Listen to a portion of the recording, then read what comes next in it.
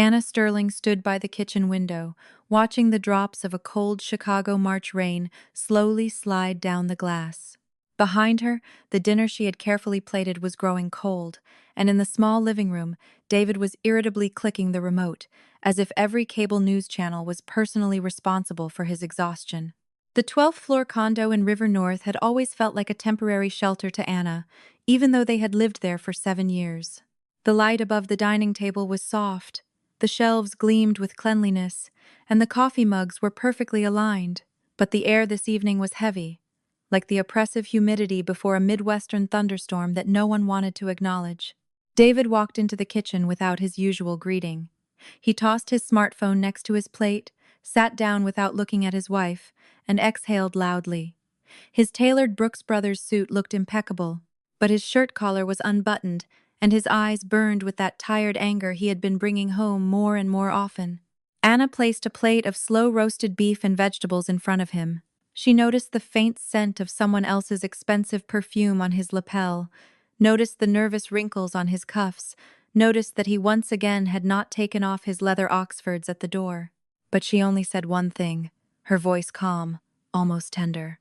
"Your dinner will get cold if you don't start." David scoffed, picked up his fork, and immediately dropped it back onto the table. He was looking not at the food, but at Anna, viewing her as an irritating line item in his personal expense report. There was no love in that gaze, not even a weary gratitude, only the accumulated superiority of a man absolutely certain of his right to pass judgment. "You know, I've been thinking all day," he said finally. "I'm sick of it. I'm tired of carrying everything on my shoulders, the job, the credit card bills, the mortgage, your little whims. How long can we pretend this is a normal family when one person earns the money and the other just lives a beautiful life alongside him?" Anna did not change her expression. She merely set her water glass on the table slightly more carefully than usual. The water inside trembled in a thin ring. She could have answered immediately. She could have listed the numbers, the wire transfers, the late nights glowing in the light of her laptop, the high-stakes negotiations that had quietly saved his annual bonuses. But she remained silent. David took her silence as weakness. He always did. At the beginning of their marriage, her profound calmness had seemed like pure femininity to him. Later it became a convenience, and now he viewed it as proof of her financial dependence. He had grown far too used to speaking louder and assuming that volume equaled being right, especially at home, where no one slammed doors in his face.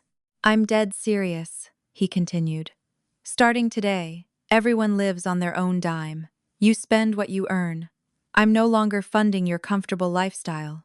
You want overpriced lattes downtown, designer dresses, online courses, Uber Blacks? Pay for them yourself. I'm not a charity foundation." Anna raised her eyes to meet his. There were no tears, no fear, and no humiliation, which he had likely been expecting. She looked at him so calmly that David felt a sudden chill, as if he had struck a pane of glass and failed to hear it crack. A faint, almost invisible smile touched her lips. "All right," she said. "Starting today, each of us keeps what we earn, and each of us pays for what we are responsible for." David blinked. He had expected an argument, bitter reproaches, pleading, perhaps a dramatic, hysterical fit. He wanted to feel like the conquering hero in the little domestic war he had just declared at the kitchen island. But her agreement sounded not like a surrender, but like a signature on a binding contract whose terms he had not bothered to read. "You're agreeing just like that?" he asked with sudden suspicion. "Yes," Anna replied. "You proposed a fair principle. I see no reason to object." He leaned back in his chair and laughed, a short, dry, insincere sound. He assumed she was faking her confidence just to preserve her dignity. David loved explaining her behavior with simple concepts, because a complex Anna would be a threat to his ego, while a simple Anna could be neatly filed away in the convenient folder of his worldview. "Perfect. Then tomorrow you will zell me your half of the HOA fees, the groceries, and the car loan. Let's see how much you enjoy your independence." Anna nodded. Her fingers gently smoothed her napkin. She did not bother telling him that the condo's HOA and utility bills had been auto-drafted from her reserve checking account for the last 3 years. She did not mention that she covered half the mortgage every month, and during his rough quarters, she covered the entirety of it. She also did not remind him that his mother's expensive heart medications were not paid for by the caring son who loved bragging about his generosity to his buddies at the country club, but by her. Anna was used to never parading her kindness. Now, looking at her husband's smug face, she thought for the first time that silent generosity sometimes only serves to corrupt a weak man. Dinner passed in a bizarre silence. David ate with exaggerated appetite, as if every bite confirmed his absolute authority. Anna barely touched her food. She listened to the rain lashing the glass, the distant hum of the elevator, the muffled roar of downtown Chicago traffic below, and clearly understood that this scene was not the end, but the beginning. Late that night, when David was fast asleep, having carelessly tossed his suit jacket over an armchair, Anna walked into her home office.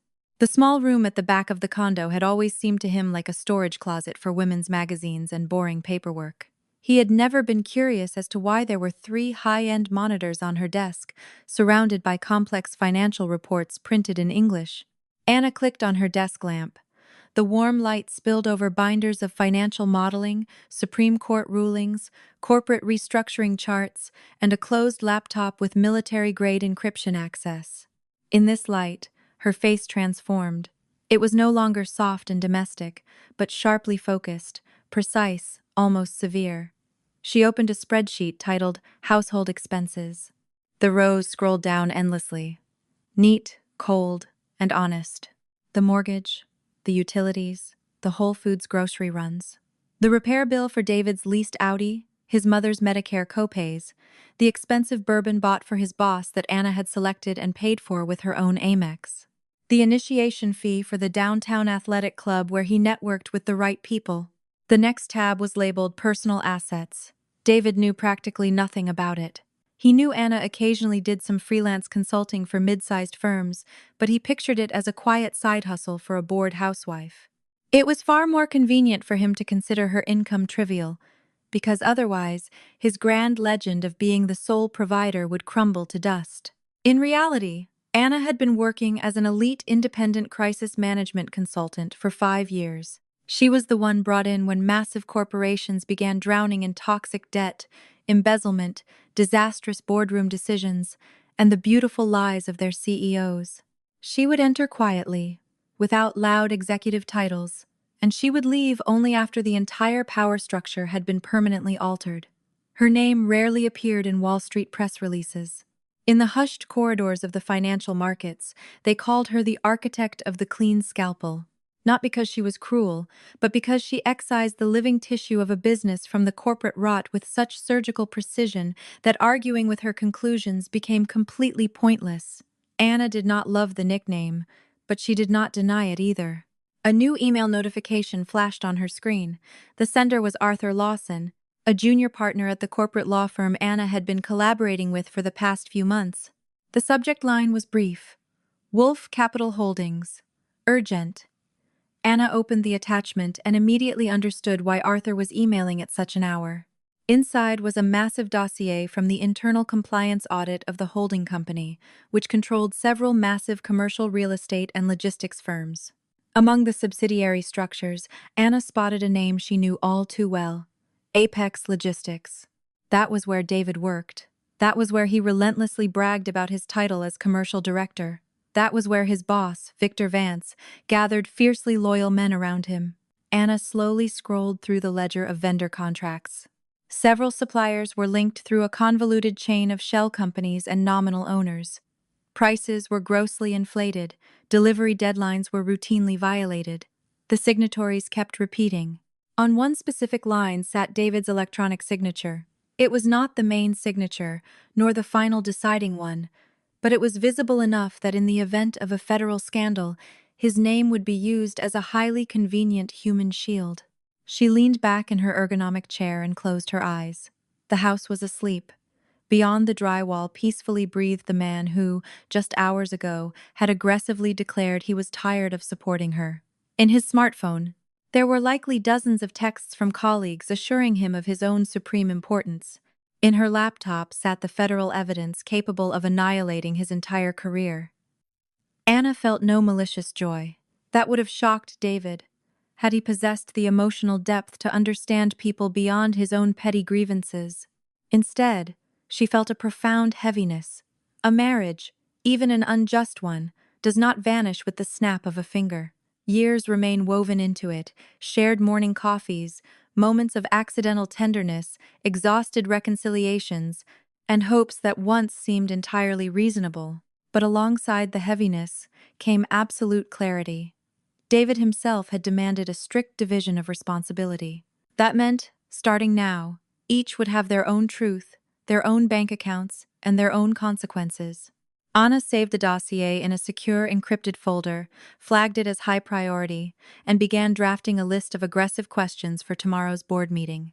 Morning arrived gray and biting cold. David woke up deeply irritated, like a man who had won a bet the night before but somehow completely failed to enjoy the thrill of victory. In the kitchen, hot drip coffee was waiting for him, but no breakfast. Anna sat at the island counter, wearing a sharp navy blue power suit, her hair pulled back sleekly. An iPad rested in front of her. "Where are the waffles?" he demanded, yanking the stainless steel refrigerator door open. "I didn't cook," she replied smoothly. "Last night we established a binding agreement that everyone is responsible for their own expenses and basic needs. Your breakfasts fall strictly under your jurisdiction." He spun around so hard that the refrigerator door slammed against the drywall. For several agonizing seconds, David stared at her, fully expecting her to break into a smile and say it was all a joke. Anna sipped her black coffee with perfect composure. She looked exactly like a person who had bypassed the stage of resentment years ago and had moved directly to executing the terms of a contract. "Are you seriously going to act this petty over one little argument?" "It isn't petty, David. It's consistent." She delivered the words softly, yet it struck with more force than a scream.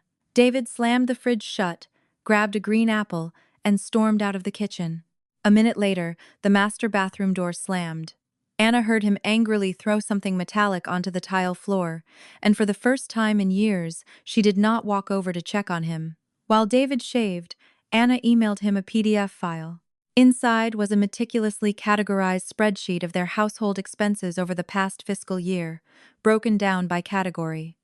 No emotional commentary, no accusations, just raw data. Next to every single row was a strict notation indicating exactly whose bank account the funds had cleared from. Her name appeared far more frequently than his, but Anna did not bother highlighting it in red. David's iPhone buzzed on the bathroom vanity. He glanced at the lock screen, saw the file from his wife, opened it out of sheer morbid curiosity, read the first few rows, and scowled deeply. At first, he convinced himself she was simply trying to manipulate him. Then he saw the exact total for his Audi repairs, then the out-of-pocket costs for his mother's prescriptions, then the massive wire transfer covering the month his corporate bonus was delayed. He felt a sharp, nauseating sting in his gut, but immediately suffocated it. He refused to feel guilty. It was infinitely easier to get angry. "What? Are you trying to play corporate accountant now?" he shouted from the bathroom. "No," Anna replied from the kitchen. "I'm simply documenting our new operational system."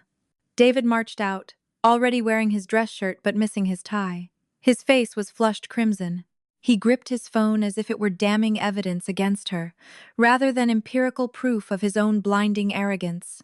Anna stood up, picked up her leather briefcase, and slipped into her wool trench coat. Her movements were unhurried and terribly final. "Where are you rushing off to so early? A meeting? What kind of meeting?" "You have a free schedule today, as far as I recall." "You don't remember my schedule, David. You only remember the highly convenient, fictionalized version of my life." He opened his mouth to deliver a sharp retort. But the elevator chimed in the hallway, and Anna was already stepping out the front door. Just before the heavy door clicked shut, she looked at him without a single ounce of anger. That expression was vastly more terrifying than an accusation, because there was no longer any plea to be heard left in her eyes. The corporate headquarters of Wolf Capital Holdings occupied the top floors of a towering glass skyscraper in the central financial district.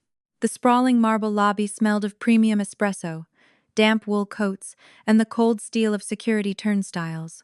Anna bypassed the main line, swiping through security using the VIP guest badge prepared for her in advance. The front desk concierge immediately straightened her posture upon seeing Anna's last name on the high clearance list. On the 42nd floor, Arthur Lawson greeted her. He was a tall, sharp young corporate lawyer with an exhausted face and intensely observant eyes. He was one of the very few men in the building who never tried to impress Anna with loud, hollow jargon. For that exact reason, she valued his counsel far more than that of many senior partners. "The documents look incredibly bad," he said quietly as they walked down the carpeted corridor, "but they are not chaotic. Someone has been building this architecture very patiently and very confidently. We need an operative who can see the entire structural skeleton, not just the isolated compliance breaches. That is why you called me in. That is exactly why the board of directors insisted on you specifically." Anna nodded. Behind the soundproof glass walls of the executive boardroom sat men whose daily decisions moved hundreds of millions of dollars. Silver-haired chairmen, deeply anxious chief financial officers, and silent corporate auditors. Each wore a different mask of professional concern, but one singular, paralyzing fear united them all. They knew the federal crisis was already inside the building. Anna walked in without an ounce of rush. She did not raise her voice, nor did she perform any theatrical displays of dominance. Yet the temperature of the room shifted entirely just from the sheer fact of her presence. Several executives eyed her with their usual ingrained skepticism. Too young, too calm, too invisible for a person entrusted with such a catastrophic liability case. She was thoroughly used to this. The chairman of the board, Gregory Wolfe, stood up to greet her. He was old, but he was certainly not weak. His handshake remained like a vice, his eyes dry, calculating, and ruthless. Anna saw in him not the benevolent grandfather of a corporate empire, but an apex predator who knew exactly how to calculate collateral damage and who never forgave anyone who threatened his control. "Miss Sterling, I deeply appreciate you flying in so quickly.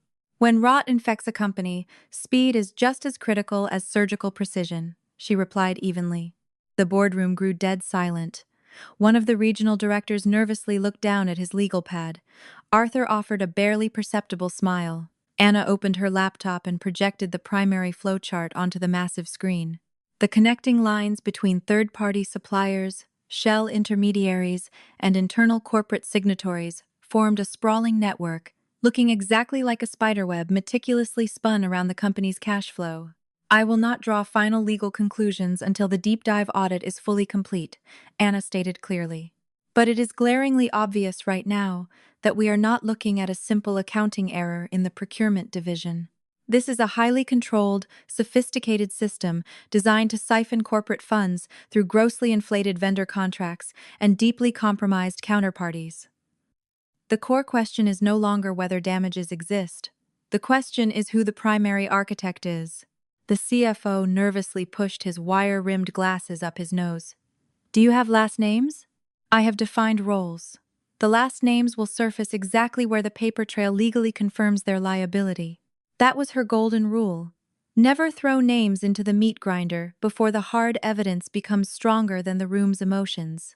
Anna knew exactly how fast high-ranking executives start destroying evidence to save themselves if the primary target is named too early. She vastly preferred to let them feel secure in the fog, carefully watching to see who would make the first fatal misstep. That same morning, David arrived at the Apex Logistics regional office 20 minutes late. His foul mood had not evaporated. He marched straight through the open-plan bullpen without so much as a nod to his executive assistant, throwing his coat over the back of his Herman Miller chair. The cubicle staff exchanged nervous glances.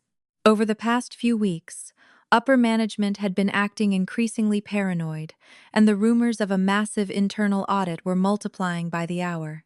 Sean Nichols, David's deputy director, stepped into the office. Sean was young, highly diligent, and chronically cautious. He was clutching a thick manila folder of vendor agreements, looking as if he desperately wished to be anywhere on earth but inside that room. "David, we just got hit with a hard request from internal audit regarding the tri-state logistics contracts. They are demanding written justification of commercial necessity and the entire email chain regarding the pricing approvals." David scowled darkly. "Tell accounting to handle it. The subpoena is addressed directly to you. Your electronic signature is on the final approval routing." My signature is stamped on hundreds of routine documents every quarter. That does not mean I am required to memorize every single piece of toilet paper that crosses my desk. Sean lowered his gaze. He remembered these specific documents far better than his boss did. He distinctly remembered how Victor Vance had emailed them over late on a Friday night, ordering them to be pushed through the system without any unnecessary questions. He remembered how David, desperate to prove his blind loyalty, had aggressively signed off on all of them in less than 10 minutes. Back then, David had laughed, boasting that absolute trust from upper management was worth infinitely more than tedious corporate formalities. That laughter had completely vanished today. David snatched the folder and flipped through the pages with escalating irritation.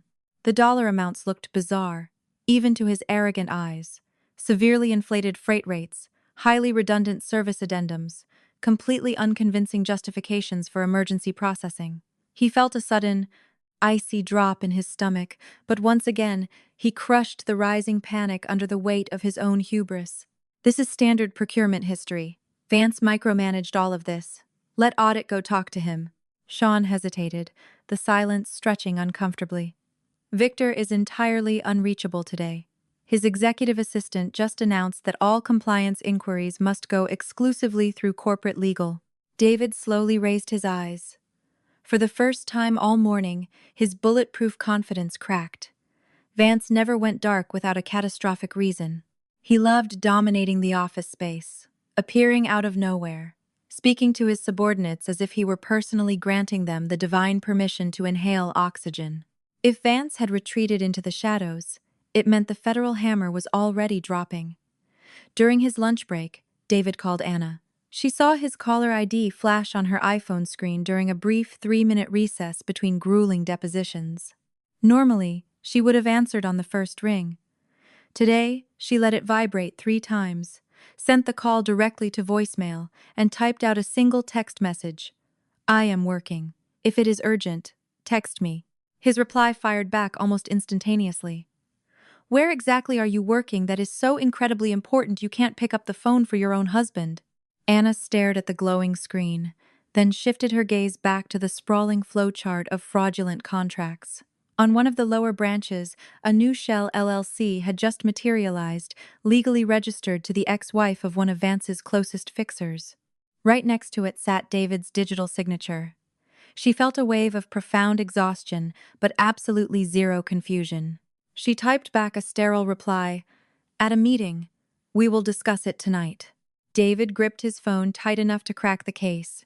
He found it utterly unacceptable that Anna was brushing him off like a busy CEO, rather than acting like a dutiful wife whose primary job was to be endlessly available to him. He completely failed to realize that he himself had aggressively changed the rules of engagement.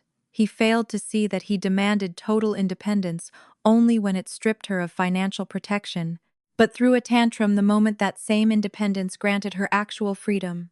By early evening, the Chicago skyline grew dark. The glowing lines of the expressways and the red taillights of gridlocked traffic reflected in the floor-to-ceiling office windows. Anna lingered in the boardroom long after the executives had retreated to their corners. The massive printed structure of the embezzlement scheme lay spread across the mahogany table.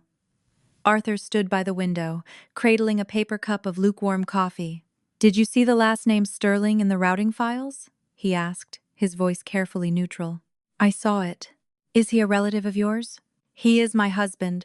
Arthur whipped around far too quickly, instantly flushing with professional embarrassment. Anna did not look away. She had absolutely no intention of hiding a massive conflict of interest in a federal-level audit where her entire reputation depended on radical transparency. That was exactly why she had already drafted a formal disclosure letter to the board of directors, officially notifying them and offering to voluntarily restrict her own access to any personnel conclusions directly involving David. "I will file the disclosure officially in the morning," she stated firmly. "But as of right now, his operational role looks strictly secondary. He is a blind signatory, not the architect, though that certainly does not grant him legal immunity. Will you be able to continue leading the probe?" Anna looked out over the glittering night city. Somewhere down below, thousands of innocent people were commuting home to their families, completely oblivious to how many lives are destroyed not by cinematic, grand-scale crimes, but by tiny, pathetic compromises of conscience. One manager blindly signs a paper, another stays quietly in his cubicle. A third convinces himself his family will somehow survive his total neglect. I can, she answered. If I step down because of personal pain, Victor Vance wins everything. If I illegally shield David in defiance of the hard evidence, I become a functioning part of the exact same corporate rot. Neither option is acceptable to me. She arrived back at the condo well past 10 o'clock. The entryway smelled of cold delivery pizza and expensive men's cologne. David was sitting on the living room sofa with his MacBook resting on his knees, but the screen was pitch black. He had been waiting for her, although he would have rather died than admit that to himself. An empty craft beer bottle sat on the glass coffee table. You are extremely late, he said. Yes. Have you found someone else? Anna slipped off her trench coat and hung it up meticulously on a wooden hanger. Then she turned to face him. His loaded question did not wound her the way he had so clearly calculated. It did not carry the desperate suspicion of a deeply loving husband, but rather a pathetic attempt to regain psychological control through a cheap accusation. She was infinitely more exhausted by these childish tactics than by the grueling corporate audit. I have found a job, one that you have never once considered to be actual work. David smirked darkly. Do not start with this. I saw your cute little spreadsheet. Very impressive. Did you decide to build a PowerPoint just to prove you chip in around here? I am not proving a single thing. I have simply stopped actively hiding reality from you. He stood up abruptly. In the dim light of the living room, his facial features looked much harsher than they had that morning. David was genuinely terrified, but as always, his terror quickly disguised itself as aggressive anger. He knew the air at the corporate office smelled like a federal indictment. He knew Victor Vance had not vanished by mere coincidence. But admitting that his survival now depended on Anna was infinitely more terrifying than an SEC subpoena. The reality is that I'm the man of this house, and I absolutely refuse to let you audit me over every single dollar bill. Anna stared at him for a long, quiet moment. Once upon a time, she had truly loved his unwavering confidence. Back then, she was too young to understand that confidence entirely devoid of responsibility swiftly metastasizes into pure cruelty. David desperately wanted to be the patriarchal head of the household, but he fundamentally refused to know what maintaining a household actually cost. He demanded blind respect, yet remained completely blind to another person's relentless labor. The man of the house is not the one who screams the loudest, she said evenly. Man or woman, gender is entirely irrelevant. An adult takes ownership of their own decisions. Yesterday, you explicitly demanded exactly this arrangement. I simply agreed to your terms. His lips twitched. You're going to deeply regret this. Quite possibly, Anna replied coolly. But not tonight. She walked right past him, heading straight into her home office. David was left standing alone in the living room, physically feeling the familiar, comfortable order of his universe slipping through his fingers. He wanted to slam a door, but he knew it would look utterly juvenile. He wanted to dial Vance's private cell, but the man was sending everything to voicemail. He wanted to forcefully prove to Anna that she was a nobody, but for some strange reason, for the very first time in his life, he wasn't entirely sure that was true anymore. In her office, Anna unlocked her laptop and immediately saw a new encrypted email from Arthur. The subject line contained a single word, danger. Attached was a scanned PDF of an internal corporate memo rapidly drafted by Vance's loyalists. In the memo, total legal responsibility for the fraudulent vendor contracts was neatly, surgically pushed down onto the commercial division of Apex Logistics. Right beneath David's printed last name, a glowing red target was already being painted. Anna slowly exhaled. Here it is, the enemy's opening gambit. Victor Vance, exactly like all highly confident corporate predators, never ran away from a trap. Instead, he turned the naive fools who thought they were his equals into human bait. David had been too convenient, too pathologically vain, and vastly too confident that his boss would grant him top cover. Through the drywall, her husband cranked the television volume up much louder than necessary. The chaotic voices of late-night cable anchors flooded the condo with meaningless, aggressive static. Anna opened a blank, encrypted document and rapidly began typing out a tactical counteroffensive. First, secure the legal chain of custody. Second, freeze the digital evidence servers. Third, map the shell company wire transfers. And only after all of that is locked down, have a conversation with the man who still legally carried the title of her husband.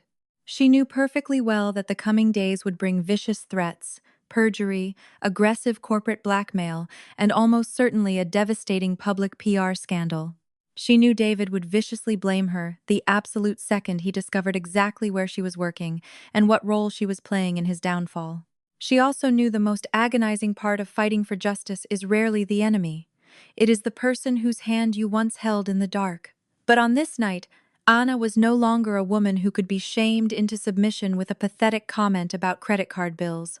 She was a professional who had stayed quiet out of love for far too long and had now irrevocably chosen surgical precision over soft pity. On the glowing screen in front of her, the structural map of the fraud grew larger, and every single new line drawn brought the day of absolute reckoning one step closer. The rain outside the high-rise intensified, battering the glass. Chicago gleamed with black wet asphalt, slick rooftops, and the blurred yellow halos of street lamps. In the adjoining room, David aggressively drank his second craft beer, stubbornly convincing himself that by morning, his comfortable reality would magically snap back into place. Anna stared at his digital signature on the federal evidence files and knew with absolute certainty that his comfortable reality had already ceased to exist. She closed the household budget spreadsheet, then immediately maximized her encrypted corporate archive. The two entirely separate lives that David had always believed were unequal and unconnected had finally crashed into the exact same coordinates. At this specific intersection, his arrogant words rang out not as a death sentence for her, but for himself. And for the very first time, Anna had zero intention of softening the blow. The moment the sun rose, she would officially transmit the conflict of interest disclosure to the board of directors regarding her marriage to a prime suspect. She would execute the strike before Vance could ever weaponize the connection against her. She would step back tactically wherever legal purity demanded it, but she would absolutely not allow the hard truth to be buried under other men's pathetic fears. And as Anna sat in the quiet glow of the monitors listening to the Chicago rain, she realized her faint smile at dinner had not been petty defiance, as David had so childishly assumed. It had been the calm smile of a general who had just heard the enemy's terms of engagement and accepted them without wasting a single breath, knowing that true power rarely requires a loud public broadcast. The morning after the first genuine fracture in their home began with a suffocating silence that had never existed before. David was used to waking up to the comforting hum of the coffee grinder, the quiet clinking of ceramic mugs, the soft footsteps of Anna, who knew how to move invisibly, maintaining an effortless order around his chaotic life. Now, the physical order remained, but the warmth of care had been entirely vacuumed out of it.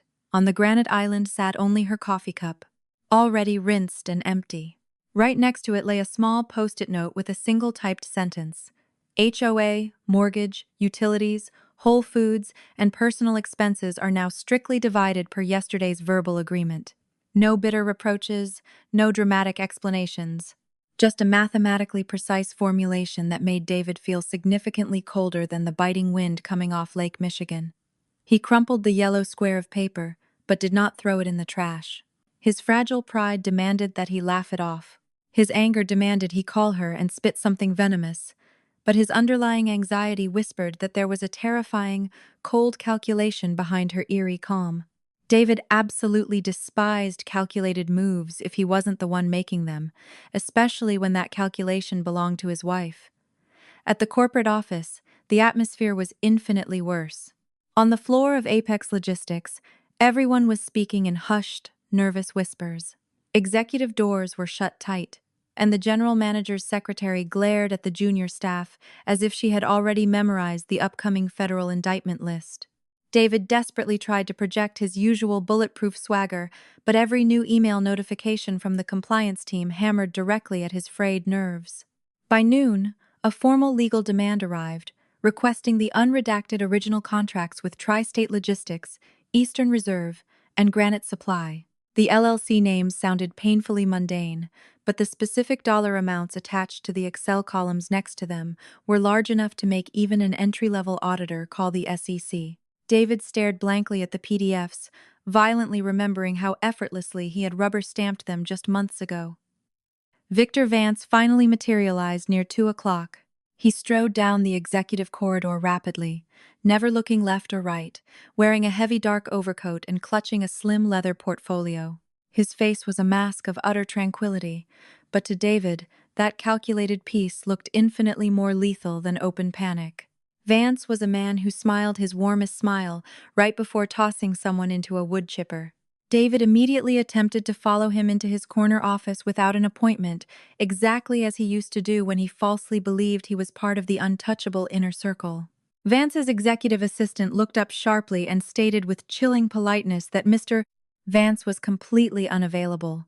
Her politeness was legally flawless, almost freezing. Muffled voices leaked from behind the heavy oak door, but David was clearly no longer invited to the table.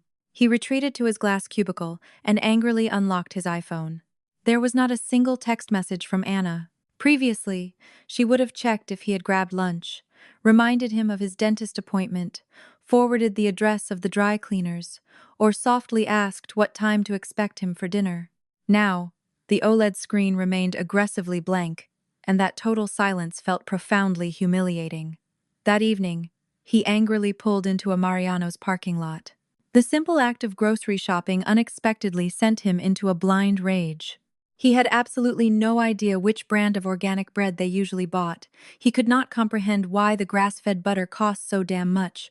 And he openly snapped at the teenage cashier when his Chase card was charged an amount he deemed utterly absurd. Domestic comfort had suddenly acquired a steep retail price. Anna arrived back at the condo long after he did. She entered silently, a thick legal binder tucked under her arm, her face pale with exhaustion. But there was not a trace of helplessness in her fatigue. David was sitting at the kitchen island staring at his pathetic plastic grocery bags as if they were undeniable proof of a global conspiracy against him. On the induction stove, an omelet he was attempting to cook for the first time in 18 months was rapidly burning. The sharp stench of scorched butter hung heavy in the air. Anna calmly walked to the window, pushed the glass open, and switched the stainless steel exhaust hood to high. She did not laugh at him. Not even a shred of pity flickered in her eyes. That extreme restraint infuriated David far more than a cruel insult would have, primarily because it denied him the moral high ground to accuse her of being abusive. "You could have offered to help," he snapped bitterly. "You explicitly stated that everyone is responsible for themselves. I was talking about the finances, not basic, normal human decency. Groceries, clean laundry, paid utility bills, your mother's expensive heart medications, and a quiet, functioning home are also basic, normal human things," Anna replied smoothly. "You simply never considered them to be actual labor, because they magically appeared in your life without requiring an ounce of your participation." He desperately wanted to yell an objection, but the words choked in his throat. The familiar, blinding rage was bubbling up inside him. However, right alongside it, a new, sickening wave of total disorientation was taking root. David had always viewed his six-figure salary as the absolute foundation of their family structure. Now he was rapidly discovering that the foundation was actually built from hundreds of invisible bricks, half of which he had never even bothered to look at. Anna pulled a thick manila envelope from her designer tote and slid it across the marble counter. Inside were freshly printed financial ledgers, 2 distinct columns, his liabilities and her liabilities. A third column displayed their joint contractual obligations, split right down the middle to the exact cent. Not a single insulting adjective, just hard numbers, due dates, wire transfer memos, and a final bottom line that David was utterly unprepared for. "What the hell is this?" "The new operating system. You practically demanded it yourself last night. I have aggressively, surgically extracted all of your personal lifestyle costs and all of my personal costs from the joint budget. We split the shared overhead 50-50. Everyone wires their half to the joint account by the 10th of the month." David flipped to the first page, his eyes darting across the rows, and the color rapidly drained from his face. the total sum of his monthly obligations was significantly higher than he had ever estimated. It was not instantly bankrupting for a man with his corporate title, but it was suffocatingly heavy once you factored in his auto lease, the downtown steakhouse dinners, his athletic club dues, and his desperate habit of aggressively picking up the tab to impress guys who never once offered to pay for him. This is way too high. This is basic reality. Did you purposely calculate it to screw me over? I calculated it with absolute accuracy. Anna's surgical precision had always been her greatest weapon. She never screamed, she never demanded tearful apologies, she never slammed doors. She simply processed the chaotic noise of other people's tantrums into a verifiable Excel spreadsheet, and after that, arguing with her became completely pointless. David suddenly remembered how, during the early years of his career, he used to beg her to review his complex tax returns, knowing she instantly grasped complex tax codes far better than he did. Back then, he was genuinely proud of her brilliant mind, but only behind closed doors. Among his corporate buddies, he desperately needed to be the alpha success story. He would casually joke that his wife only took on cute consulting gigs so she wouldn't die of boredom, while the real financial pressure rested squarely on his broad shoulders. Anna had overheard this lie multiple times over the years and had always remained politely silent. Now David was forced to realize, for the very first time, that her silence had never once equated to agreement. That exact same night, Anna was back to work in her office. The federal audit files on Apex Logistics were spread wide across her desk. She had formally submitted her conflict of interest disclosure regarding David to the Wolf Capital Board of Directors and had just received their legal reply. They refused to remove her from the structural audit, but officially restricted her from assessing his specific individual liability. It was the legally bulletproof decision. Anna accepted the ruling without a shred of resentment. She did not need to personally hold the guillotine over her husband's neck to unearth the truth. It was more than enough to expose the fraudulent system, illuminate the mechanics of the embezzlement, and heavily guard the digital evidence from being wiped. The rest would be decided by federal prosecutors, internal compliance, and whatever men in the building still retained an ounce of a conscience. Vance's schemes operated with a terrifying, brutal clarity.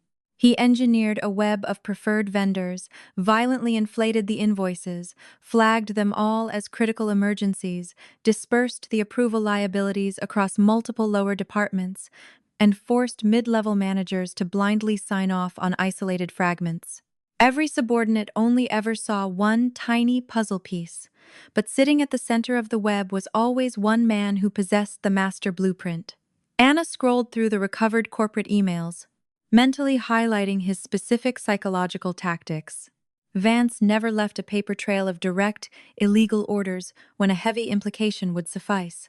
He crafted his emails so the subordinate felt massive career pressure, while Vance formally retained total plausible deniability. Sociopaths like him do not just casually break SEC regulations. They actively cultivate an entire corporate culture of extreme cowardice, where every single employee stays dead silent just to protect their year-end bonus. In one specific email chain, David had replied to Vance much too quickly. Approved. Will process before EOD. Not a single pushback, not a single request for a compliance review. Anna stared at that glowing line of text for a long time. There was no mastermind criminal intent in his reply, but there was the exact pathetic trait that destroys men just as thoroughly as actual malice, the desperate, pathetic craving to be liked by a powerful man, rather than executing the actual duties of the job. She closed the email thread, feeling an old, dull ache compress her chest. David was not an evil monster. That is what made all of this so agonizingly difficult. He was a fundamentally weak man who had studied the language of power and tragically confused it with his own personality. He desperately wanted to stand shoulder to shoulder with the titans of the industry, even if the admission ticket required him to completely betray his own integrity. The next morning, Anna dialed Eleanor Sterling, David's mother. The older woman lived in a modest suburb, suffered from chronic cardiovascular issues, and always spoke to Anna with far more genuine warmth than she did to her own son. She did not know the exact financial realities of their marriage, but she suspected significantly more than David gave her credit for. Old women frequently see exactly what young men try to bury under loud noise. "Anna, honey, your voice sounds so incredibly exhausted," Eleanor said. "Just a massive workload right now. Has David done something stupid again?" Anna remained silent. She possessed zero desire to complain to a mother about her son, but perpetuating the beautiful, glossy lie was no longer physically possible. Eleanor heard the heavy silence and sighed deeply, as if she had been waiting years for confirmation of her own darkest fears. "He is exactly like his father," she whispered softly. "He always believed that making money gave him the divine right to treat people like dirt, and then acted completely shocked when the only people left sitting at his table were the ones who couldn't afford to leave." Anna closed her eyes. There was no vindictive joy in those words, only the bitter, scarred memory of a woman who had once survived that exact same brand of pathetic domestic tyranny in the kitchen, at the dining table, behind locked doors. Generational trauma is rarely inherited through blood. It is passed down through silence. "I don't want to destroy his life," Anna said. "Then do not destroy your own life trying to prevent it." The phone call ended with a brief promise to pick up Eleanor's expensive prescriptions, but Anna stopped herself just before tapping the confirm payment button on her pharmacy app. The new protocol was crystal clear. Previously, she auto-paid for the refills because David conveniently forgot. Now she took a screenshot of the medication list, the pharmacy address, and the total bill, and texted it directly to him. A minute later, his furious reply lit up her screen. "Are you actually mocking me right now? This is my mother." "Yes," Anna typed back, "which is exactly why it should be highly important for you to pay for it yourself." He did not reply. 2 agonizing hours later, Eleanor sent Anna a sweet text expressing gratitude for her son's wire transfer. So, he had finally pushed the button. For the first time all day, Anna smiled without a trace of bitterness. Sometimes, taking personal responsibility doesn't begin with a grand spiritual awakening. It starts with the deeply unpleasant necessity of opening your mobile banking app. Meanwhile, Vance was making his move. Inside his corner office, a strictly off-the-books meeting was taking place with the regional department heads. David was explicitly not invited, but the office paranoia leaked through the walls instantly. The whispers claimed the federal audit was triggered by gross incompetence in the commercial division, that the Wolf Capital Board was demanding heads on pikes, and that the primary signatories needed to start drafting their formal legal affidavits immediately. Sean slipped into David's cubicle near 5 o'clock. He looked pale as a ghost. "Corporate is demanding we completely restore the email chains for all the flagged tri-state contracts, but massive chunks of the routing threads have been purged from the primary server. I ran a deep check on the cloud archive. It's totally wiped." David bolted upright. "How the hell is it wiped?" "Somebody intentionally bypassed the protocol and scrubbed the server before the auditors dropped the subpoena. The only things left are local hard drive backups sitting with individual managers. If those exist, you have them." Sean shifted his weight uncomfortably. His chronic caution had morphed into a glaring physical panic. He was no longer looking at David as a protective shield. He was looking at him as an unexploded bomb. "I have some of it, but I don't know who I am supposed to surrender it to." "To me? Obviously," David snapped. "My approval signature is on those files." The glass office fell dead silent. David felt the hot blood rush to his cheeks. He felt a violent urge to scream at Sean, to pull rank, to force his subordinate to heel, but something deeply broken in his deputy's voice told him the old chain of command had already shattered. "The rats were abandoning the ship. You don't trust me. I'm just trying to avoid going to federal prison." Those words hit David significantly harder than he could have ever anticipated. He recognized the exact frequency of his own terror in them. He was exactly the kind of expendable idiot who would be served up to the SEC. Vance operated on a much higher altitude. Vance's country club connections went straight up to the Wolf Capital boardroom, while David's actual ink lay smeared across the fraudulent paper.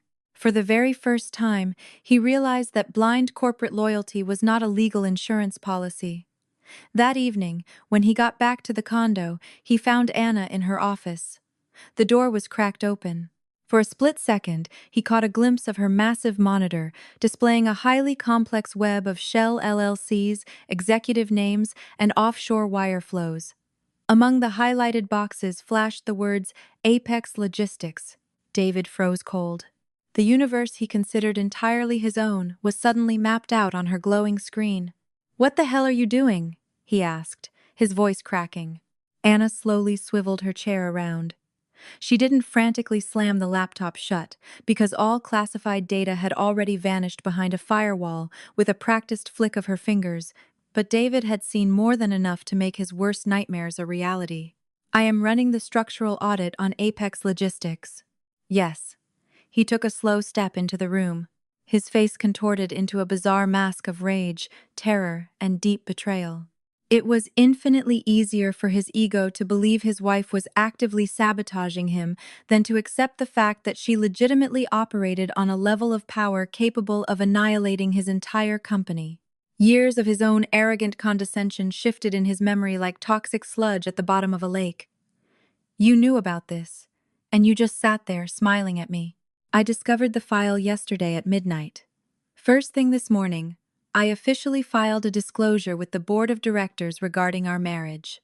My access has been legally firewalled from any documents assessing your specific individual liability." He let out a harsh laugh, but the sound cracked halfway through. "Don't talk to me like I'm a damn HR protocol. You're my wife!" "Which is exactly why I am speaking to you calmly. If we were in the boardroom, I would be significantly more brutal." David slammed his palm hard against the doorframe.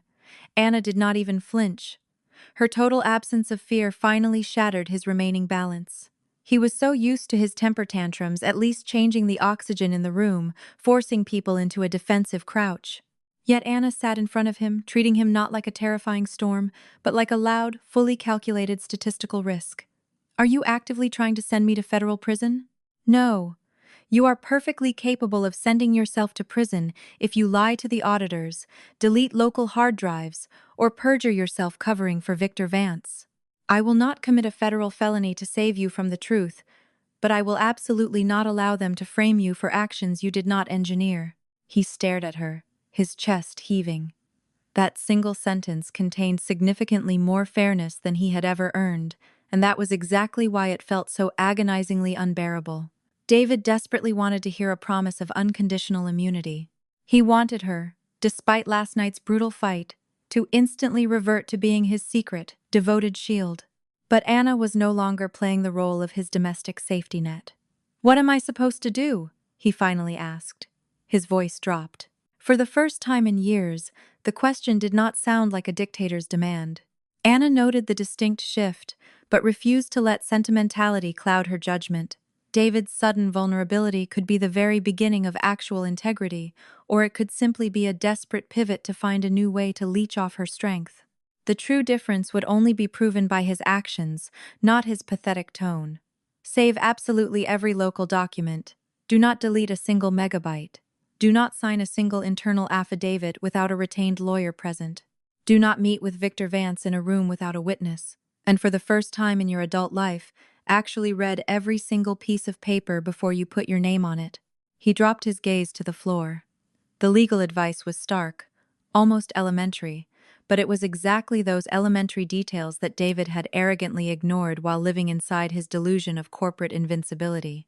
His entire career had been built on aggressive momentum, loud bravado, and the toxic art of kissing the right ring. Now, those exact same qualities were weaving the rope that someone else was already slipping around his neck. Anna gently closed her laptop lid. "And one more thing. Don't ever ask me to violate my professional ethics to save your skin. If you even try, this conversation is permanently over." David walked out without a single word. In the living room, he collapsed onto the expensive sectional and looked at his own condo through entirely new eyes. Anna had researched and purchased the mid-century modern chandelier. Anna had selected the cashmere throw on the armchair. The property taxes were paid exactly on time solely because of her. Even his custom-tailored suits hung flawlessly pressed in the walk-in closet only because she always remembered to schedule the dry cleaning service. Up until 24 hours ago, all of this had seemed like his natural birthright. as effortless and ownerless as oxygen. Now, every single object in the room had a creator, and the creator had officially stopped hiding in the shadows. Over the next few grueling days, David's new reality unrolled its petty, humiliating details before him. He had to personally call the dental office to schedule his cleaning. He had to frantically cancel a lunch meeting because he needed to sign for an Amazon delivery. He spent 40 minutes furiously arguing with Chase Bank over a late fee. He roamed the aisles of Mariano's alone. And he realized for the very first time that the Sub-Zero refrigerator does not magically restock itself just because the man of the house walks through the door feeling stressed. At the corporate office, the atmospheric pressure was becoming lethal. Vance texted him a highly casual request to meet for steaks and scotch at a quiet River North restaurant, just the two of them. David stared at the glowing iMessage for a long time. Previously, he would have grabbed his coat instantly, deeply flattered to be summoned by the king. Now, Anna's cold voice echoed in his skull. Do not meet with Victor Vance in a room without a witness. He typed back that he was absolutely willing to discuss operational issues, but only inside the corporate legal department. The text was left unread. 30 minutes later, Vance's executive assistant emailed him a pre-drafted legal affidavit in which total liability for the fraudulent vendor selection was surgically shifted squarely onto the shoulders of the commercial division. David read the PDF to the final period and realized Anna was 100% correct. His hands began to visibly shake. There were no explicit, blatant lies in the affidavit, only a masterclass in weaponized half-truths. He had indeed approved the files. He had indeed failed to raise compliance objections. He had indeed expedited the wire transfers. But the actual initiative, the selection of the shell companies, and the brutal executive pressure had all rained down from the top. If he signed that paper, he would willingly lock himself inside a federal cage. That evening, he carried the printed draft home. Anna was sitting at the kitchen island with her laptop open, but she was not typing. A mug of herbal tea sat untouched in front of her, and her face looked hollow with fatigue. David froze in the doorway. His fragile pride waged a brutal war against his sheer terror. Begging for legal salvation from the exact woman he had called a useless dependent 48 hours ago was physically nauseating. I'm not asking you to break your ethical firewall, he said quietly. Just look at this and tell me if it's a trap. Anna reached her hand out, took the stapled pages, scanned them rapidly with the cold eyes of an assassin, and set the document face down on the marble. Yes, it is a lethal trap. Do not sign it. He slowly pulled out a bar stool and sat across from her. Between them lay the piece of paper that was practically guaranteed to cost him his six-figure career. Just days ago, David truly believed his paycheck was the ultimate proof of his masculine dominance. Now, this single sheet of paper proved something vastly different. True power did not belong to the man who screams the loudest. It belonged entirely to the person who could calculate the blast radius. Thank you, he whispered. It was barely audible. Anna looked up at him.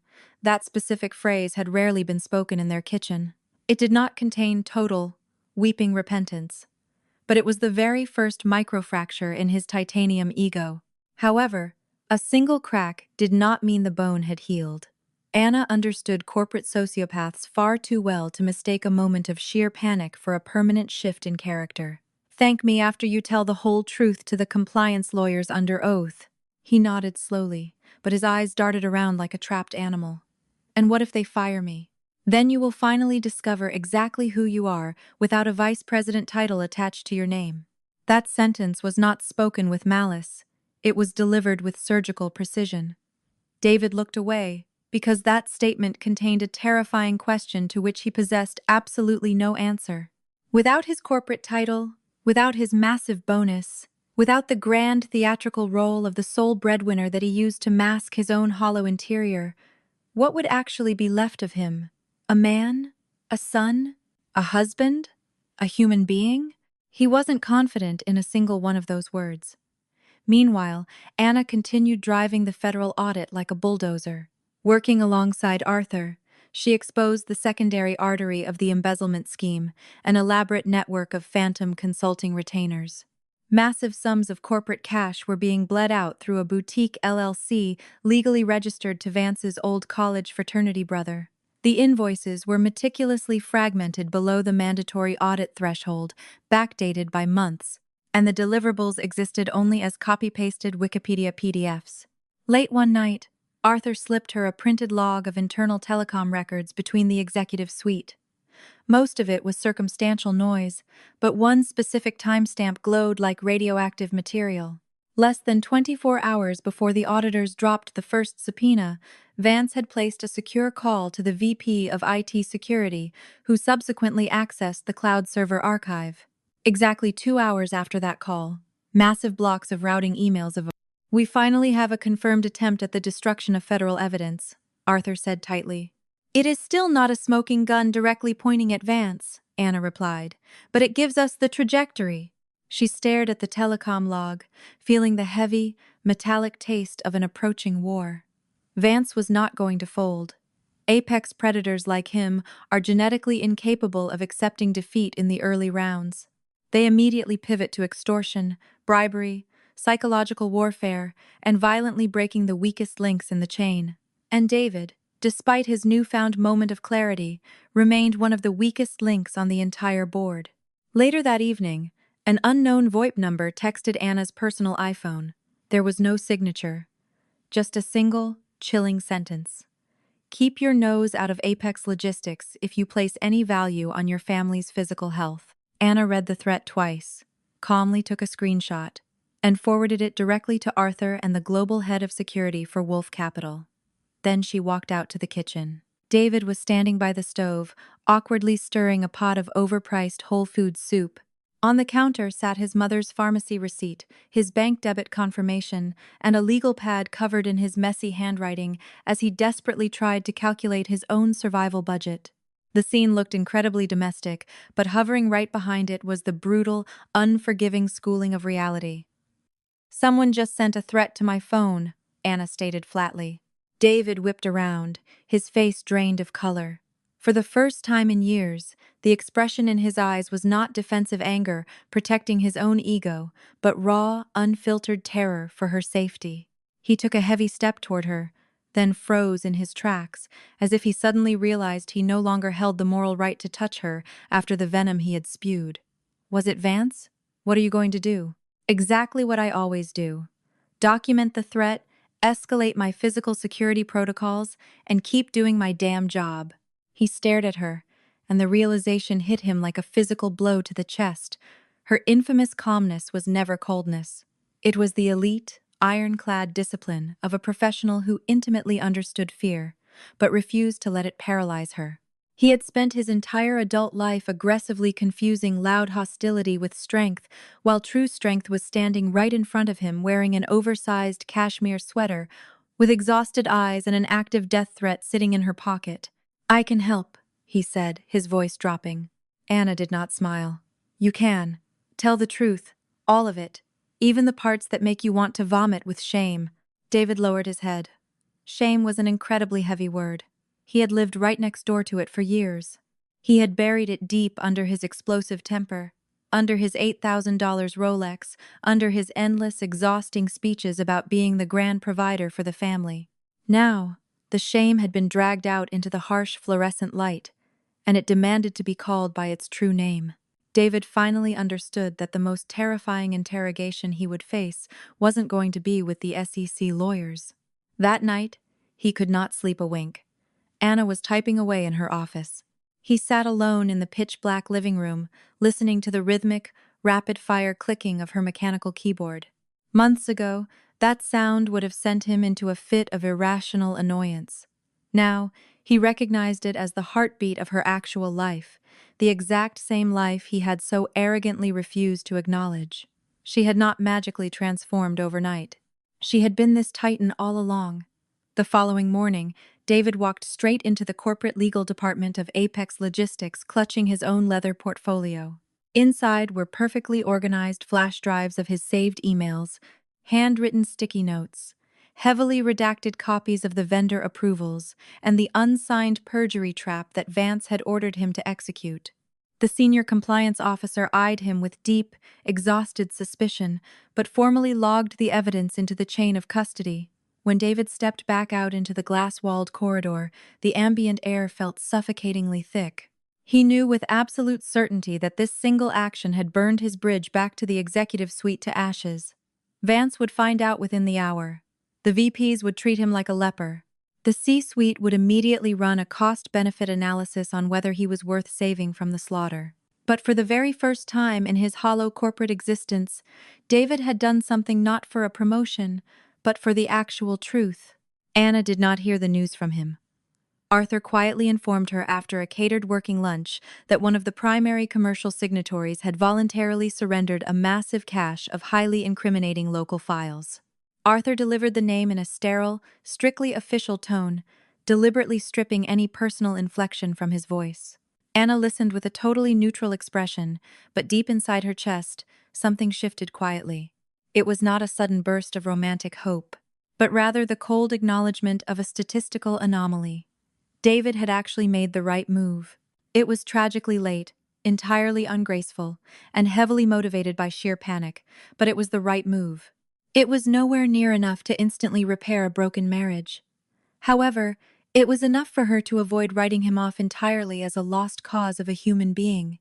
Sometimes, a man's journey toward actual integrity doesn't start from a place of noble morality, but from the absolute, pants-wetting terror of federal consequences. He returned to the condo earlier than usual that evening. In his hands, he carried a cheap plastic bag of basic groceries and a CVS receipt.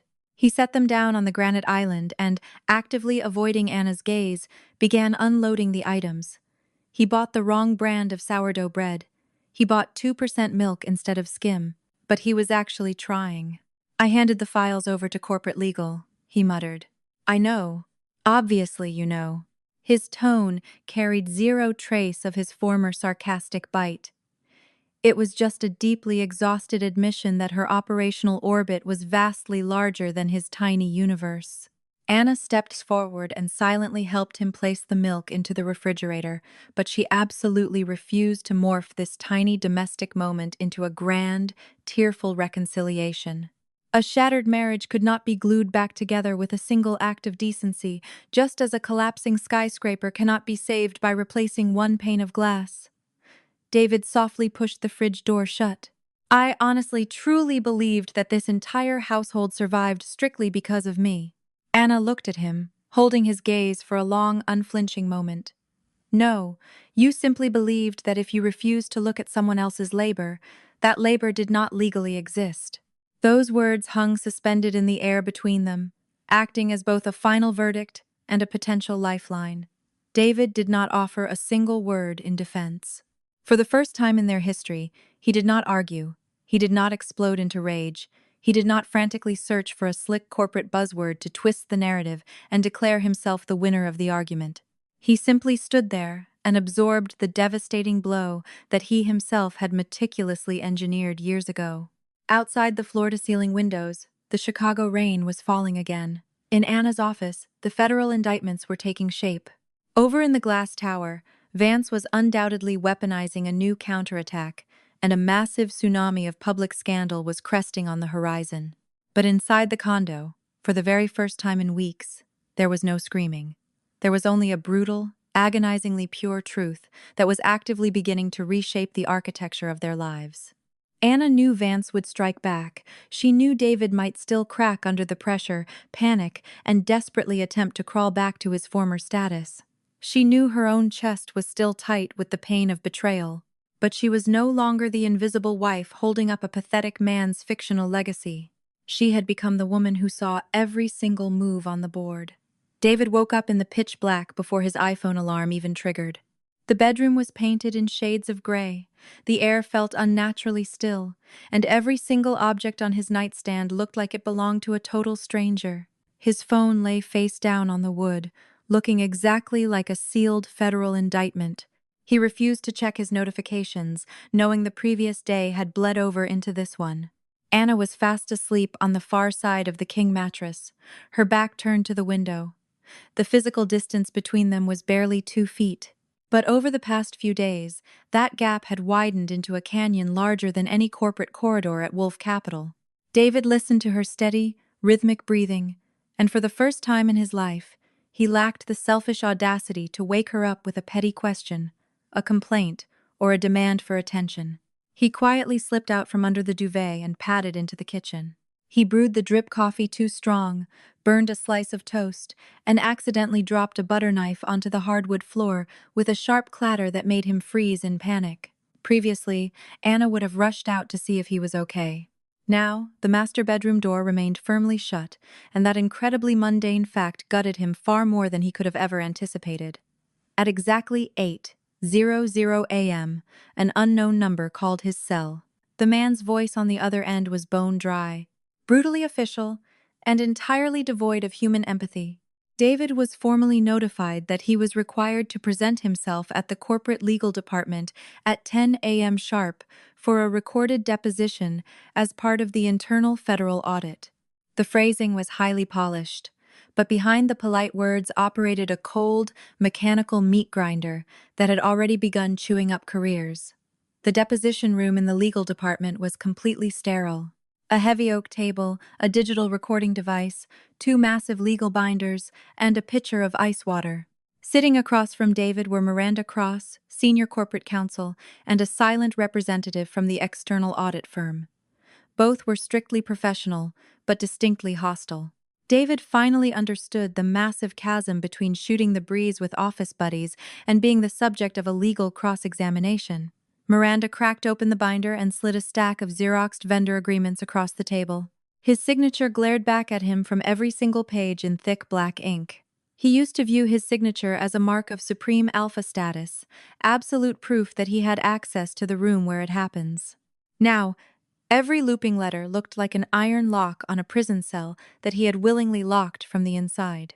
"David," Miranda began, her tone perfectly flat, "we need to reconstruct the exact timeline and operational circumstances under which these contracts were formally approved. Are you prepared to offer your statement voluntarily on the record?" "I am ready," he replied, painfully aware of how dry his throat had become. "Who initiated the selection process for these specific third-party vendors?" Victor Vance physically bypassed the procurement software and routed this specific list directly to the commercial division. On paper, it looks like standard procurement flow, but the hard directives were strictly top-down. Miranda did not raise an eyebrow, nor did she fake a gasp of shock. She merely jotted a quick note on her legal pad. David instantly realized his confession wasn't breaking news to her. It was highly likely she already possessed identical sworn statements from other terrified managers. It was highly likely his desperate attempt at honesty was arriving way too late, but he pushed forward anyway, because stopping now meant accepting his role as the designated sacrificial lamb. He detailed the aggressive late-night emails, the urgent priority sticky notes, the undocumented verbal orders, the intimidating 9:00 p.m. phone calls from Vance. Every single memory bubbled up with a nauseating clarity. Back then, it all felt like an exhilarating part of the high-stakes corporate game. Now, those exact same details linked together into a heavy steel chain, proving he wasn't running alongside power. He was simply being dragged on a leash.